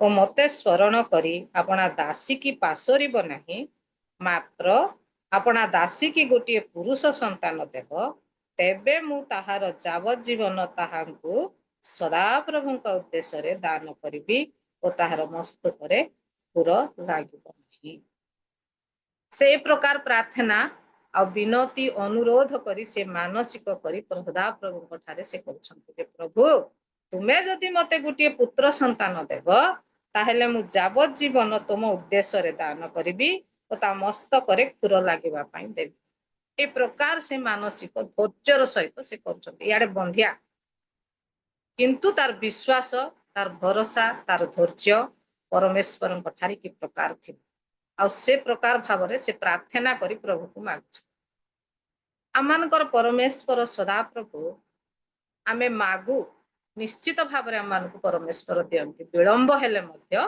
परमेश्वर आमान को देथान आज सेई हाना रो प्रार्थना सुनी ପରମେଶ୍ୱର ତା ଗର୍ଭକୁ ସ୍ପର୍ଶ କରୁଛନ୍ତି। ତା ଗର୍ଭକୁ ସ୍ପର୍ଶ କରି ଫଳ ଗୋଟେ ଦଉଛନ୍ତି, ଯୋଉ ଫଳ କି ଗୋଟେ ଉତ୍ତମ ପୁତ୍ର ସନ୍ତାନଟି ଦଉଛନ୍ତି। ଆଉ ସେ ଯେ ପ୍ରକାର ମାନତ କରିଥିଲା ସେଇ ପ୍ରକାର ଅନୁସାରେ ସେ ତାର ସ୍ତନ୍ୟ ତ୍ୟାଗ ନ କରିବା ପର୍ଯ୍ୟନ୍ତ ସେ ମନ୍ଦିରକୁ ବି ଗଲା। ସେ ଜିହୁଦୀ ମାନଙ୍କର ନିୟମ କାନୁନ ଅନୁସାରେ ଆମେ ଚିନ୍ତା କରିବା, ସେହି ସମୟରେ ବର୍ଷକୁ ଥରେ ସେମାନେ ବଳି ଉତ୍ସର୍ଗ କରିବା ପାଇଁ ମନ୍ଦିରକୁ ଯାଉଥିଲେ, କିନ୍ତୁ ତା ସ୍ୱାମୀ ତାକୁ ଡାକୁଥିଲେ ମଧ୍ୟ ସେ ସ୍ତନ ତ୍ୟାଗ ନ କରିବା ପର୍ଯ୍ୟନ୍ତ ସେ ମନ୍ଦିରକୁ ଗଲାନି। ଆମେ ଦେଖୁ ସେଇ ସ୍ଥାନରେ ସେଇ ପ୍ରଥମ ସମୁଏଲ 1:21 ଲେଖା ଅଛି, ଏ ଉତ୍ତାରେ ଇଲକାନା ଓ ତାହାର ଗୃହସ୍ଥ ସମସ୍ତେ ସଦାପ୍ରଭୁଙ୍କ ଉଦ୍ଦେଶ୍ୟରେ ବାର୍ଷିକ ବଳିଦାନ ଓ ଆପଣା ମାନତ ନିବେଦନ କରିବାକୁ ଗଲେ, ମାତ୍ର ହାନା ଗଲା ନାହିଁ। କାରଣ ସେ ଆପଣା ସ୍ୱାମୀ କି କହିଲା, ବାଳକର ସ୍ତନ୍ୟପାନ ତ୍ୟାଗ କରିବା ପର୍ଯ୍ୟନ୍ତ ମୁଁ ଯିବି ନାହିଁ, ତହୁଁ ଉତ୍ତାରେ ମୁଁ ତାହାକୁ ନେଇଯିବି। ତହିଁରେ ସେ ସଦାପ୍ରଭୁଙ୍କ ସାକ୍ଷାତରେ ଉପସ୍ଥିତ ହେବ ଓ ସେଠାରେ ସର୍ବଦା ରହିବ। ତାର ଚିନ୍ତା, ତାର ବିଶ୍ୱାସ, ତାର ଭରସା ସଦାପ୍ରଭୁଙ୍କ ପ୍ରତି କି ପ୍ରକାର ଥିଲା। ଜଣେ ବନ୍ଧ୍ୟା ସ୍ତ୍ରୀ, କେତେ ବର୍ଷ ସେ ବନ୍ଧ୍ୟା ଥିଲେ, ହୁଏତ 20 ବର୍ଷ ହେଇପାରେ କି କେତେ ବର୍ଷ, ସେ ବର୍ଷ କଥା ତ ମୁଁ ଜାଣିପାରୁନାହିଁ, କିନ୍ତୁ ଗୋଟେ ସନ୍ତାନ ଜନ୍ମ ହେଲା ପରେ ସେ ପୁରସ୍କାରକୁ, ଯେଉଁ ଫଳ ପରମେଶ୍ୱର ତାକୁ ଗର୍ଭରେ ଦେଲେ, ସେଇ ଫଳକୁ ସେ କୋଉ ସ୍ଥାନରେ ରଖିବା ପାଇଁ ଇଚ୍ଛା କରୁଛି। ଗୋଟେ ଉତ୍ତମ ସ୍ଥାନରେ ରଖିବା ପାଇଁ ହାନା ଇଚ୍ଛା କରୁଛନ୍ତି। ତାକୁ ଲୋଭ ଆସିନି, ଏଟା ମୋର ସନ୍ତାନ, ପୁତ୍ର ସନ୍ତାନ, ଏତେ ସୁନ୍ଦର ସନ୍ତାନ, ମତେ ଏତେ ବର୍ଷକୁ ଦେଲେ, ମୋ ସୌତୁଣୀ ମତେ ଟାନା ମାରି କଥା କହୁଥିଲା, ଆଜି ମୁଁ ତାକୁ ଦେଖେଇବି, ମୋ ପାଖରେ ସେ ସନ୍ତାନକୁ ରଖି ସେ ଚିନ୍ତା କଲେ ନାହିଁ। ସେ ଯୋଉ ପ୍ରକାର ମାନସିକ କରିଥିଲେ, ଯୋଉ ପ୍ରକାର ପ୍ରାର୍ଥନା କରିଥିଲେ, ଯୋଉ ପ୍ରକାର ଚିନ୍ତା ତା ଜୀବନରେ ସଦାପ୍ରଭୁଙ୍କ ପ୍ରତି ଥିଲା, ଯୋଉ ପ୍ରକାର ଭୟ ସଦାପ୍ରଭୁଙ୍କ ପ୍ରତି ତା ପ୍ରତି ଥିଲା, ସେହି କାର୍ଯ୍ୟ ଅନୁସାରେ ଯୋଉ ପ୍ରକାର ସେ ଚିନ୍ତା କରିଥିଲେ ପ୍ରଭୁଙ୍କ ପାଇଁ, ସଦାପ୍ରଭୁଙ୍କ ପାଇଁ, ସେହି କାର୍ଯ୍ୟ ଅନୁସାରେ ସେହି ପୁତ୍ରକୁ ନେଇ ସେ ଉତ୍ତମ ସ୍ଥାନରେ ରଖିବା ପାଇଁ ଚିନ୍ତା କରୁଛନ୍ତି। ସେ ଉତ୍ତମ ସ୍ଥାନରେ ରଖିବା ପାଇଁ ଚିନ୍ତା କରୁଛନ୍ତି। ଆଉ ସେ ଉତ୍ତମ ସ୍ଥାନ କି ପ୍ରକାର ସ୍ଥାନ ଆପଣ ମାନେ ସମସ୍ତେ ଜାଣୁଛନ୍ତି। ସେ ଉତ୍ତମ ସ୍ଥାନ କି ପ୍ରକାର ସ୍ଥାନ, ଆଉ ସେଇ ସ୍ଥାନକୁ ସେ ନେଇ ରଖୁଛନ୍ତି। ଯେତେବେଳେ ସେ ସ୍ତନ ତ୍ୟାଗ କରୁଛି ସେତେବେଳକୁ 5 ବର୍ଷ ହେଇଥାଇପାରେ। ଶିଶୁମାନେ 5 ବର୍ଷରେ ସେ ସ୍ତନ ତ୍ୟାଗ କରୁଛନ୍ତି। ସେଇ 5 ବର୍ଷରୁ ସେ ବାଳକ ଅଳ୍ପ ବୟସ୍କ ଥିଲା, ଆଉ ସେ ତାକୁ ନେଇକରି ସେଇ ସ୍ଥାନକୁ ଯାଉଛି। ସେ ଯେତେ ଦିନ ସ୍ତନ ତ୍ୟାଗ କରିନାହିଁ ସେତେ ଦିନ ପର୍ଯ୍ୟନ୍ତ ସେ ବାର୍ଷିକ ପର୍ବଟାକୁ ସେ ପାଳନ ବି କରୁନଥିଲା। ଆଉ ତାପରେ ସେ ଯାଉଛି, ଆଉ 3ଟା ଗୋବଛ ନଉଛି, ମଇଦା ନଉଛି, ଗୁମ୍ଫାତରେ ଦ୍ରାକ୍ଷା ରସ ନଉଛି, ଆଉ ସେ ଗୃହକୁ ଅଳ୍ପ ବୟସ୍କ ହେଇଥିଲା ସେ ନେଇକରି ସେ ମନ୍ଦିରକୁ ଏଲି ମହାଯାଜକଙ୍କ ପାଖକୁ ନିକଟରେ ନେଇ ମନ୍ଦିରରେ ଛାଡୁଛି। ଆମେ ହେଲେ ଆମର ପିଲାକୁ ଗଲେ, ଜଣେ ବନ୍ଧ୍ୟା ସ୍ତ୍ରୀ 20 ବର୍ଷ ପରେ ଜନ୍ମ କଲା ପରେ ଆମେ କେତେ ମାନସିକ କରିଥିଲେ ମଧ୍ୟ ସେ ସୌନ୍ଦର୍ଯ୍ୟ ପିଲାକୁ ଜନ୍ମ କଲା ପରେ ଆମେ ସବୁ ଭୁଲି ଯାଉ। ପିଲାକୁ ଦେଖିଦେବା କ୍ଷଣି ଆମେ ସମସ୍ତେ ଭୁଲି ଯାଉ। କିନ୍ତୁ ଏଠାରେ ହାନା ଯୋଉ ପ୍ରକାର ମାନସିକ କରିଥିଲା ସେଇ ଅନୁସାରେ ନେଇ ସେ ମନ୍ଦିରରେ ତାଙ୍କ ପୁତ୍ରକୁ ଛାଡିବା ପାଇଁ ସେ ଯାଉଛି। ଆମେ ଛାଡି ପାରବା କି? ଆମେ ଭୁଲରେ ବି ଛାଡିବା। ଆମେ ଅଳ୍ପ ପଇସା ଦାନ ଦେବା ବୋଲି ଚିନ୍ତା କରିଥିବା, ମାନସିକ କରିଥିବା, କିନ୍ତୁ ସେଇ ଦାନ ସଦାପ୍ରଭୁଙ୍କ ସମ୍ମୁଖକୁ ଯିବା ପୂର୍ବରୁ କଟ ହେଇଯାଉଛି। ସମ୍ପୂର୍ଣ୍ଣ ଭାବରେ ଆମେ ଦେଇପାରୁ, କିନ୍ତୁ ତାର ଗର୍ଭରେ ଦେଇଥିବା, ଅନେକ ବର୍ଷ ପରେ ଦେଇଥିବା ସେ ଫଳକୁ, ସେଇ ପୁରସ୍କାରକୁ ସେ ଗୋଟେ ପ୍ରକାର ସ୍ଥାନରେ ରଖିବାକୁ, ତ୍ୟାଗର ସହିତ ରଖିବା ପାଇଁ ସେ ଯାଉଛି। ଆଜି ଗର୍ଭରେ, ମୋର ଗର୍ଭକୁ ପରମେଶ୍ୱର ସ୍ପର୍ଶ କଲେ, ମୁଁ ବନ୍ଧ୍ୟା ସ୍ତ୍ରୀ, ମୋର ଗର୍ଭକୁ ପରମେଶ୍ୱର ସ୍ପର୍ଶ କଲେ, ସେଥିପାଇଁ ଆଜି ସେହି ପୁରସ୍କାରକୁ ମୁଁ ଏ ପ୍ରକାର ସ୍ଥାନରେ ରଖିବି ବୋଲି ସେ ସ୍ଥାନରେ ସେ ରଖୁଛି। ଏ ପ୍ରକାର ସ୍ଥାନରେ ସେ ଯେତେବେଳେ ନେଇ ରଖୁଛି, ପରମେଶ୍ୱରଙ୍କର ଯୋଜନା ଅନୁସାରେ ସେଇ ସନ୍ତାନକୁ ପରମେଶ୍ୱରଙ୍କର ରବ ସେ ଶୁଣି ପାରୁଛି। ସେ ପରମେଶ୍ୱରଙ୍କର ରବକୁ ସେ ଶୁଣି ପାରୁଛି ସେଇ ସନ୍ତାନ। ए प्रकार स्थान रे से रखिबारु से परमेश्वरंकर रबकु बाल्य अवस्थारे से परमेश्वरंकर रबकु से सुनि पारुछि। आमे से 3 पर्व जदि देखिबा आमे जानि प्रथम 3 पर्व रे देखिबा आमे जानि पारिबा जे से स्थान रे लेखा अछि छोट हेछि से सोइछि रात्रि समय रे से सोइछि आउ ताकु सेठारे परमेश्वर डाकुछंती हे सामुएल किंतु सामुएल छोट वयस्क थिबारु से जानि पारु नथिला जेटा परमेश्वरंकर स्वर बोली सेठारे से डाकुछंती हे तहु सामुएल उठिनी एलियो निकटकु जाउछंती प्रभु तमे मते डाकिलो कि किंतु परमेश्वर तांको डाकुछंती हे सामुएल 3 थर पर्यंत परमेश्वर ताको डाकुछंती जेते बेले से एलियो तांको कहउछंती तुमे हे प्रभु मो एठारे बोल जेते बेले से कहउछंती सेते बेले से कि दर्शन देखुछंती आपण माने समस्त जानि छंती सेई स्थान रे थिबा महायाजक एलियंकर विरुद्ध रे परमेश्वर से अल्प वयस्क तार मातार त्याग तार प्रार्थना तार विश्वास तार भरोसा सेई प्रकार भावरे सामुएल को से स्थान रे रखिबारु जेउ दास महायाजक एलियंक तांकर वंश विरुद्ध रे परमेश्वर सेठी कहउछंती आमे देखु आम्भे एही एलियो विरुद्ध रे ताहार परिवार विषय रे जहा जहा कहि अछु से समस्त प्रथम अवधि शेष पर्यंत सेही दिन सफल करिबा जेहेतु जेउ अपराध विषय से ज्ञात हेला तही निमंते आम्भे ताहार वंश को सर्वदा दंड देबा बोली ताहांकु कहु अछु कारण ताहार पुत्र माने आपणा मानकु शापग्रस्त कले हैं से मानकु दमन कला नाही एठारे आमे देखुछु जे से जने एलियो महायाजक परमेश्वरंक वेदी को से जाई पवित्र वेदी को जाई सेवा करिबा लंगर पुत्र मानकर कथा जने नारी बंध्या स्त्री तांकर पुत्र को ने से को स्थान रे रछि सेथि पई परमेश्वर सामुएल को गोटे ए प्रकार करूछन ए प्रकार स्थान रे तामा रखिबारु परमेश्वर तांको गोटे भविष्यत वक्ता करी गठन करूछन परमेश्वर ताकू ए प्रकार उच्चरे रखुछंती जे इस्राएल मानकर राजा को से मनोनीत करूछंती इस्राएल मानकर राजा को से अभिषिक्त करूछंती ए प्रकार आशीर्वाद सामुएल को परमेश्वर करूछंती आ से जेउ कथा कहूथिले सेही कथा सफल होथिले ए प्रकार आशीर्वाद परमेश्वर सामुएल को आ इस्राएल मानकर राजा को अभिषिक्त करबाटा साधारण विषय नहीं किंतु परमेश्वर जेउ मा ताकू गोटे उत्तम स्थान रे से पुरस्कार को रखिबारु से पुरस्कार रो फल आज सामुएल उपरे करथिला परमेश्वर मध्य से प्रकार आशीर्वाद कर इस्राएल मानकर राजा को अभिषिक्त करिबा भविष्यत वक्ता एई से समस्त कार्य करूथिले किंतु एई स्थान रे हमें देखु सेई स्थान रे हमें देखु एलिया महायाजकंकर विषय रे हमें चिंता करू से पवित्र वेदी को जाउची सब वर्ष को वर्ष से जड़े पवित्र वेदी को जाय परमेश्वर छामुरे से सेवा करुथिले पवित्र स्थान को जाउथिले किंतु तार पुत्र मानकर विषय हमें चिंता करिबा बोले तार पुत्र मानकर विषय जदि हमें चिंता करू कि प्रकार भावरे परमेश्वर से मान को क्रोध करूछन तांकर मध्य से गर्भजात संतान दत्त पुरस्कार वाकना तांकर के भिन्न की हाना का पुरस्कार देथिले कि तांकु मध्य से पुरस्कार परमेश्वर देछंती आमान को मध्य से पुरस्कार देछंती किनु आमे हाना परि त्यागी हाना परि प्रार्थनाशील जीवन हाना परि भयर जीवन हाना परि विश्वस्ततार जीवन हाना परि प्रार्थना करिवार जीवन आम पाखरे अछि कि नै आमे निजे निजे चिंता करिबा आउ से जने भविष्यत वक्ता करी तांको प्रभु आउ से एली महायाजकंकर पुत्र मानक विषय रे हमें चिंता कले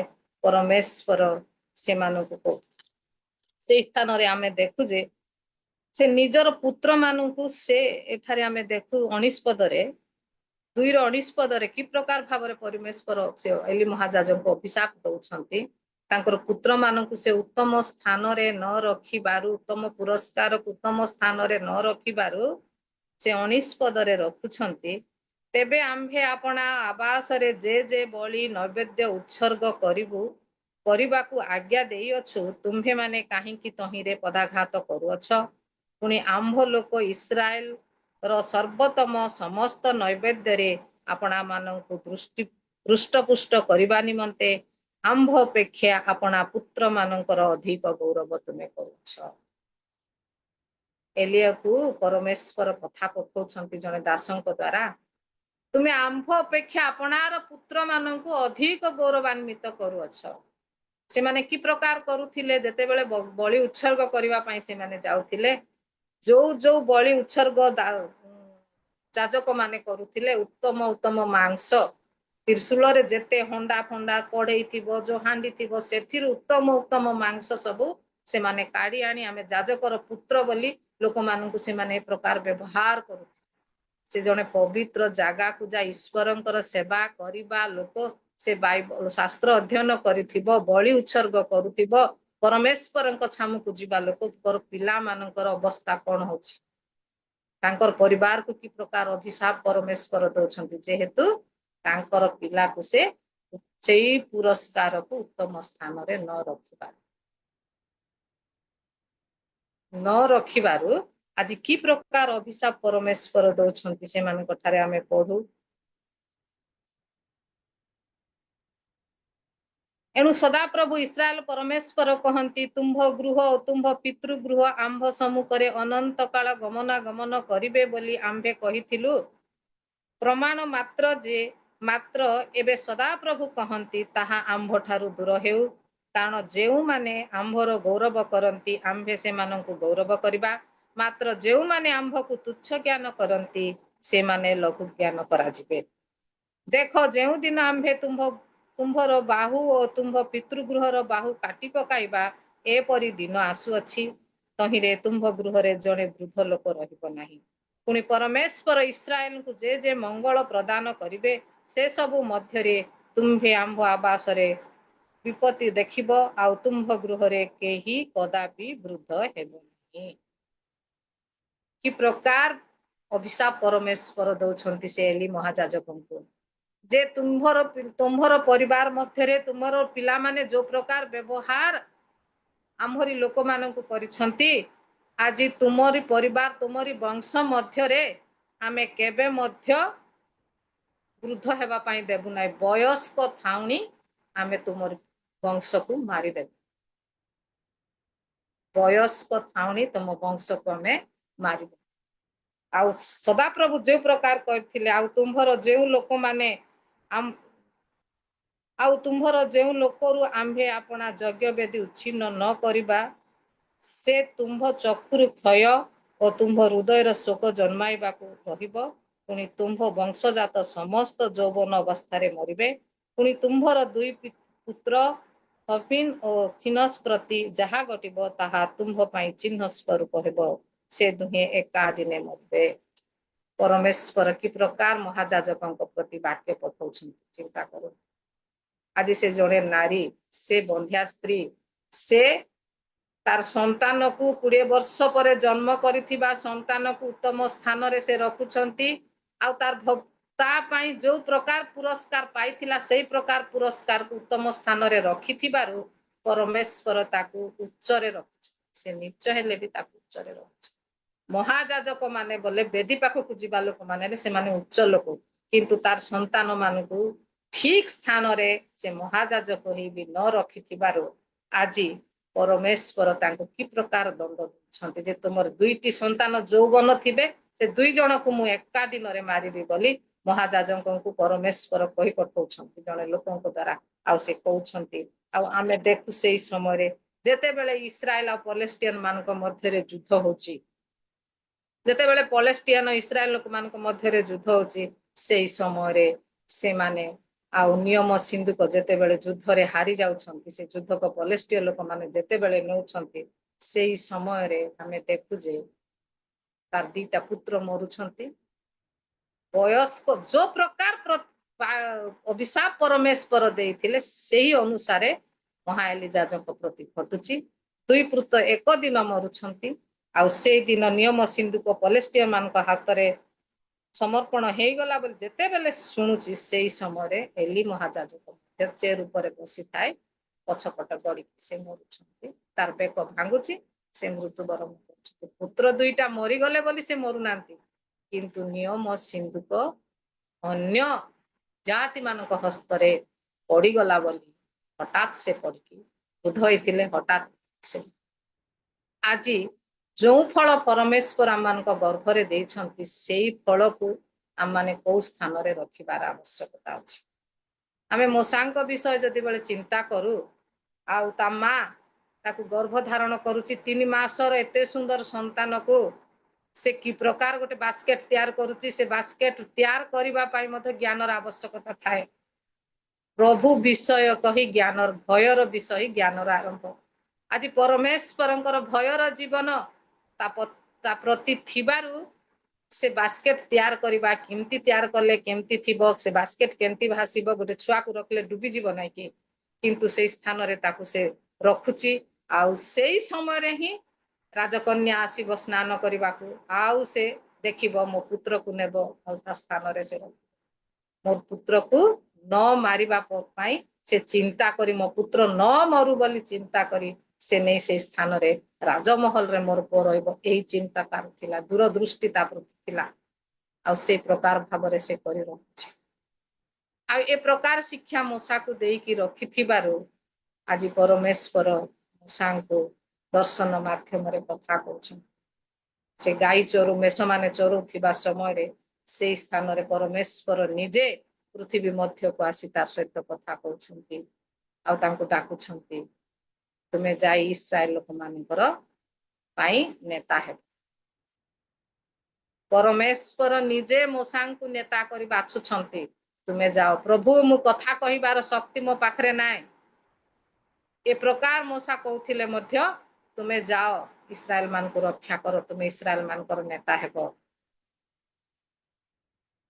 ଆଜି ସେମାନଙ୍କର ଗର୍ଭର ଫଳକୁ ସେମାନେ ଲୋଭ କରି ଚାବୁଡି ଧରି ନାହାନ୍ତି ତ, ସେମାନେ ଉତ୍ତମ ସ୍ଥାନରେ ରଖିଥିଲେ। ପ୍ରଭୁଙ୍କର ସ୍ଥାନ ମାନଙ୍କୁ ସେମାନେ ରଖିଥିଲେ।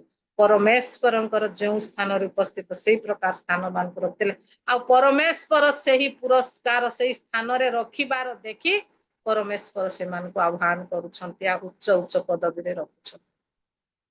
ଆଉ ମୂଷାଙ୍କୁ ମଧ୍ୟ ନେତା କରିବା, ଇସ୍ରାଏଲ ମାନଙ୍କୁ ଗୋଟେ ରଜା ସହିତ ବିରୋଧୀ କରି ନେତା କରି ସେ ବାଛୁଛନ୍ତି ପରମେଶ୍ୱର। ସେମାନଙ୍କ ସହିତ ସେ ସଂଘର୍ଷ କରିବ, ଆଉ ଇସ୍ରାଏଲ ଲୋକମାନଙ୍କୁ ରକ୍ଷା କରିବ।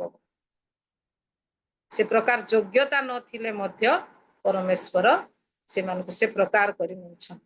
ଆଜି ଆମମାନଙ୍କର ପିଲାମାନଙ୍କୁ ଆମେ କଣ କରୁଛୁ? ଯଦି ବାଇବଲ ଟ୍ରେନିଂ ଜଣେ ପିଲା ଗଲା ବୋଲେ ଆମେ ତାକୁ ହୀନ ବୋଲି ଭାବୁଛୁ, ତାକୁ ହୀନ ଦୃଷ୍ଟିରେ ଦେଖୁଛୁ। ଜଣେ ପ୍ରଭୁଙ୍କ ସେବା କରୁଥିବା ଲୋକ ଆମେ ଜାଗତିକ ହିସାବରେ ହୀନ ଦୃଷ୍ଟିରେ ଦେଖୁ।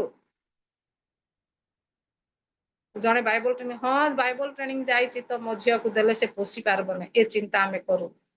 କେତେ ପଇସା ଦରମା ମିଳିବ ଯେ ସେ ମୋ ଝିଅକୁ ପୋଷିବ, ତା ପରିବାରକୁ ସେ କରିବ? ନାଇଁ, ଆମେ ମଧ୍ୟ ହାନା ପରି ଧୈର୍ଯ୍ୟର ସହିତ ରହିବାର ଆବଶ୍ୟକତା ଅଛି। ଆମେ ମଧ୍ୟ ପ୍ରାର୍ଥନା ଧୈର୍ଯ୍ୟର ସହିତ କରିବାର ଆବଶ୍ୟକତା ଅଛି। ଆମେ ମାନେ ପରମେଶ୍ୱରଙ୍କ ଠାରେ ଭରସା ରଖିବାର ଆବଶ୍ୟକତା ଅଛି। ଆଜି ପ୍ରଭୁ ଆମମାନଙ୍କୁ ଗର୍ଭରେ ଫଳ ଦେଇଛନ୍ତି, ସେଇ ଫଳକୁ ଆମେ ଉତ୍ତମ ସ୍ଥାନରେ ରଖି ପାରୁଛୁ କି ନାହିଁ ଆମେ ନିଜେ ନିଜେ ଚିନ୍ତା କରିବାର ଆବଶ୍ୟକତା ଅଛି। ଆମର ପ୍ରାର୍ଥନା, ଆମର ଭରସା, ଆମର ବିଶ୍ୱାସ ପ୍ରଭୁଙ୍କ ଠାରେ ସମ୍ପୂର୍ଣ୍ଣ ଭାବରେ ଥିବାର ଆବଶ୍ୟକତା ଅଛି। ଆଜି ସମସ୍ତଙ୍କୁ ପ୍ରଭୁ ସେ ଗର୍ଭରେ ଫଳ ଦେଇଛନ୍ତି, କିନ୍ତୁ ସେଇ ଫଳକୁ ଆମେ ଉତ୍ତମ ସ୍ଥାନରେ ରଖି ପାରୁଛୁ? ସେଇ ପୁରସ୍କାରକୁ ଆମେ ଉତ୍ତମ ସ୍ଥାନରେ ରଖୁଛୁ କି? ଯଦି ଜାଗତିକ ହିସାବରେ ଜଣେ ପୁରସ୍କାର ଦେଲେ ଆମେ କେତେ ସୁନ୍ଦର ଭାବରେ ସଜଉଛୁ, କିନ୍ତୁ ଈଶ୍ୱର ଦେଇଥିବା ସେଇ ଦତ୍ତ ପୁରସ୍କାର ମାନଙ୍କୁ ଆମେ ଉତ୍ତମ ସ୍ଥାନରେ ରଖୁଛୁ? ଆଜି ଏଲି ମହାଯାଜକ ସେଇ ପ୍ରକାର ସ୍ଥାନରେ ନ ରଖିଥିବାରୁ ତମର ବୟସ୍କ ନହେଲେ ତମେ ବୃଦ୍ଧ ହେବ ନାହିଁ, ବୟସ୍କରେ ମାରିଦେବୁ ତମର ସନ୍ତାନ ମାନଙ୍କୁ ବୋଲି ପରମେଶ୍ୱର ଅଭିଶାପ ଦଉଛନ୍ତି। ଯୌବନ ହେଇଥିବା ସନ୍ତାନ ମାନଙ୍କୁ ମାରିଦେବେ, ବୟସ ପୁରି ନଥିବ, ବୃଦ୍ଧ ହେବ ନାହିଁ ତମର ବଂଶରେ, ଯେ ଆଜି ପର୍ଯ୍ୟନ୍ତ ବୃଦ୍ଧ ହଉନଥିବେ, ମରୁଥିବେ। କିନ୍ତୁ ଆଜି ହାନାର ଭରସା, ବିଶ୍ୱାସ, ତ୍ୟାଗମୟୀ ମା ହେଇଥିବାରୁ ଆଜି ତାର ପୁତ୍ରକୁ ଇସ୍ରାଏଲ ମାନଙ୍କର ରାଜା ବାଛିବା ପାଇଁ, ଅଭିଷିକ୍ତ କରିବା ପାଇଁ ପରମେଶ୍ୱର ମନୋନୀତ କରିଥିଲେ, ଆଉ ଜଣେ ଭବିଷ୍ୟତ ବକ୍ତା କରିଥିଲେ। ଆଉ ମୂଷାଙ୍କର ମାର ବିଷୟ ମଧ୍ୟ ଆମେ ଚିନ୍ତା କଲେ, ସେ ତାକୁ କି ପ୍ରକାର ଭାବରେ ଗଠନ କରି ଉତ୍ତମ ସ୍ଥାନରେ ରଖିଥିବାରୁ ପରମେଶ୍ୱର ତାକୁ ଆହ୍ୱାନ କଲେ, ଆଉ ଇସ୍ରାଏଲ ମାନଙ୍କର ନେତା କରିବା। ଆମର ଆଡୁ ନେତା ହେଇଗଲେ ହେବ ନାହିଁ। परमेश्वर आम मान से प्रकार भाव व्यवहार करवार अछि आमे परमेश्वर पाखरे से विश्वस्तता थिबार अछि से भरोसा थिबार अछि आमर पिला माने एमबीए पढ़ंतु बोली आमे बाहर देश को पठौछु आमर पिला माने डॉक्टर पढ़ंतु बोली बाहर देश को पठौछु किंतु मोर पिला जने एटा हो बोली आमे केबे भी चिंता करूनु से स्थान रे मोर पिला इठे रहले एमते हेबा आमे से चिंता आमर पाखरे नाय काहेकि ना आमे सेटा से भरोसा आमर पाखरे नाय का पाखरे भी नाय आज आमर पिला प्रभु को दास हो प्रचारक गोटे हो बोली आमे केबे भी भाबी पारुनु केते पैसा मिलबो ए चिंता ही आम जने एमबीए करबो बाहर देश को जाय टंका खर्च करबा हमर हाथ रे था घर बिकी भी आमे देबा किंतु प्रभुंकर सेवा पाई बोले आमे घर बिकी पारबा कि कौनसी विषय में टंका खर्च कर पारबा किंतु आमे हाना परि हेबार अछि आउ मो सांग करी मां परि आमे हे हमर पिला मन उत्तम स्थान रे रखिबार आवश्यकता अछि प्रभु अल्प वाक्य रे आशीर्वाद करंतु हठात जहाँ मने आसला ताहा कहि देली भूल थिले मते क्षमा करंतु समस्त नमस्कार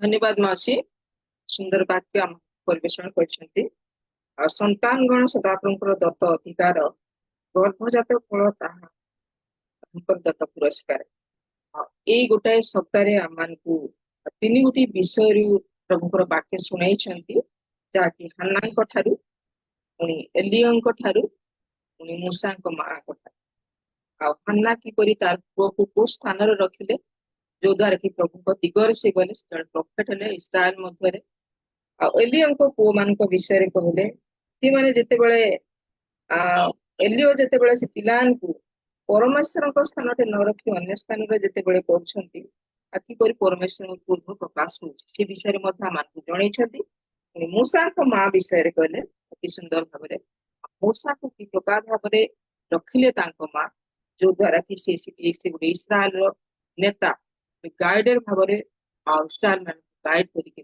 ପ୍ରଭୁ ତାଙ୍କୁ ବ୍ୟବହାର କରିଛନ୍ତି ଏ ତିନି ଗୋଟି ଆଉ ବିଷୟରୁ ଆମମାନଙ୍କୁ ସୁନ୍ଦର ଶିକ୍ଷା ପ୍ରଦାନ କରିଛନ୍ତି ଆଉ ଆପଣ କହିଲେ ମଧ୍ୟ ଆମମାନେ କି ପ୍ରକାର ଆମମାନଙ୍କର ପିଲାମାନଙ୍କୁ କୋଉ ସ୍ଥାନରେ ଆମମାନେ ରଖୁଛୁ ଆଉ ଏ ସୁନ୍ଦର ବାକ୍ୟ ଆମକୁ ଶିଖେଇଛନ୍ତି ବୁଝେଇଛନ୍ତି ସୁନ୍ଦର ଭାବରେ ଅଳ୍ପ ସମୟ ମଧ୍ୟରେ ତିନି ଗୋଟି ବିଷୟ ଆମକୁ ପ୍ରଦାନ କରିଛନ୍ତି ଆଉ ପ୍ରଭୁ ଆମମାନଙ୍କୁ ସାହାଯ୍ୟ କରନ୍ତୁ ଉତ୍ତମ ଭାବରେ ବୁଝି କାର୍ଯ୍ୟ କରିବା ପାଇଁ ବ୍ୟବହାରରେ ଲଗେଇବା ପାଇଁ ବିଶେଷ କରି ମାଉସୀ ଧନ୍ୟବାଦ ଦିଏ ଅଳ୍ପ ସମୟରେ ରିକ୍ୱେଷ୍ଟ କରାଗଲା ଆଉ ଅଳ୍ପ ସମୟ ନେଇ ଆମମାନଙ୍କୁ ଏ ତିନି ଗୋଟି ବିଷୟରେ ଉତ୍ତମ ବାକ୍ୟ ପ୍ରଦାନ କରିଛନ୍ତି ଉତ୍ତମ ବାକ୍ୟ ଦେଇଛନ୍ତି ପ୍ରଭୁ ଆପଣଙ୍କୁ ବ୍ୟବହାର କରୁଛନ୍ତି ଆଉ ଆଗାମୀ ଦିନ ମାନଙ୍କର ମଧ୍ୟ ଏ ପ୍ରକାର ବ୍ୟବହାର କରନ୍ତୁ ଏମାନଙ୍କ ପ୍ରାର୍ଥନା ବିଶେଷ କରି ସୁନ୍ଦର ବାକ୍ୟ ପ୍ରଦାନ କରିଥିବାରୁ ମାସକୁ ପୁନର୍ବାର ହୃଦୟର କୃତଜ୍ଞ ଧନ୍ୟବାଦ ଦିଏ ପ୍ରଭୁ ଆପଣଙ୍କୁ ବହୁଳ ଭାବରେ ଆଶୀର୍ବାଦ କରନ୍ତୁ ମାଉସୀ ବହୁତ ବହୁତ ଧନ୍ୟବାଦ ବାକ୍ୟ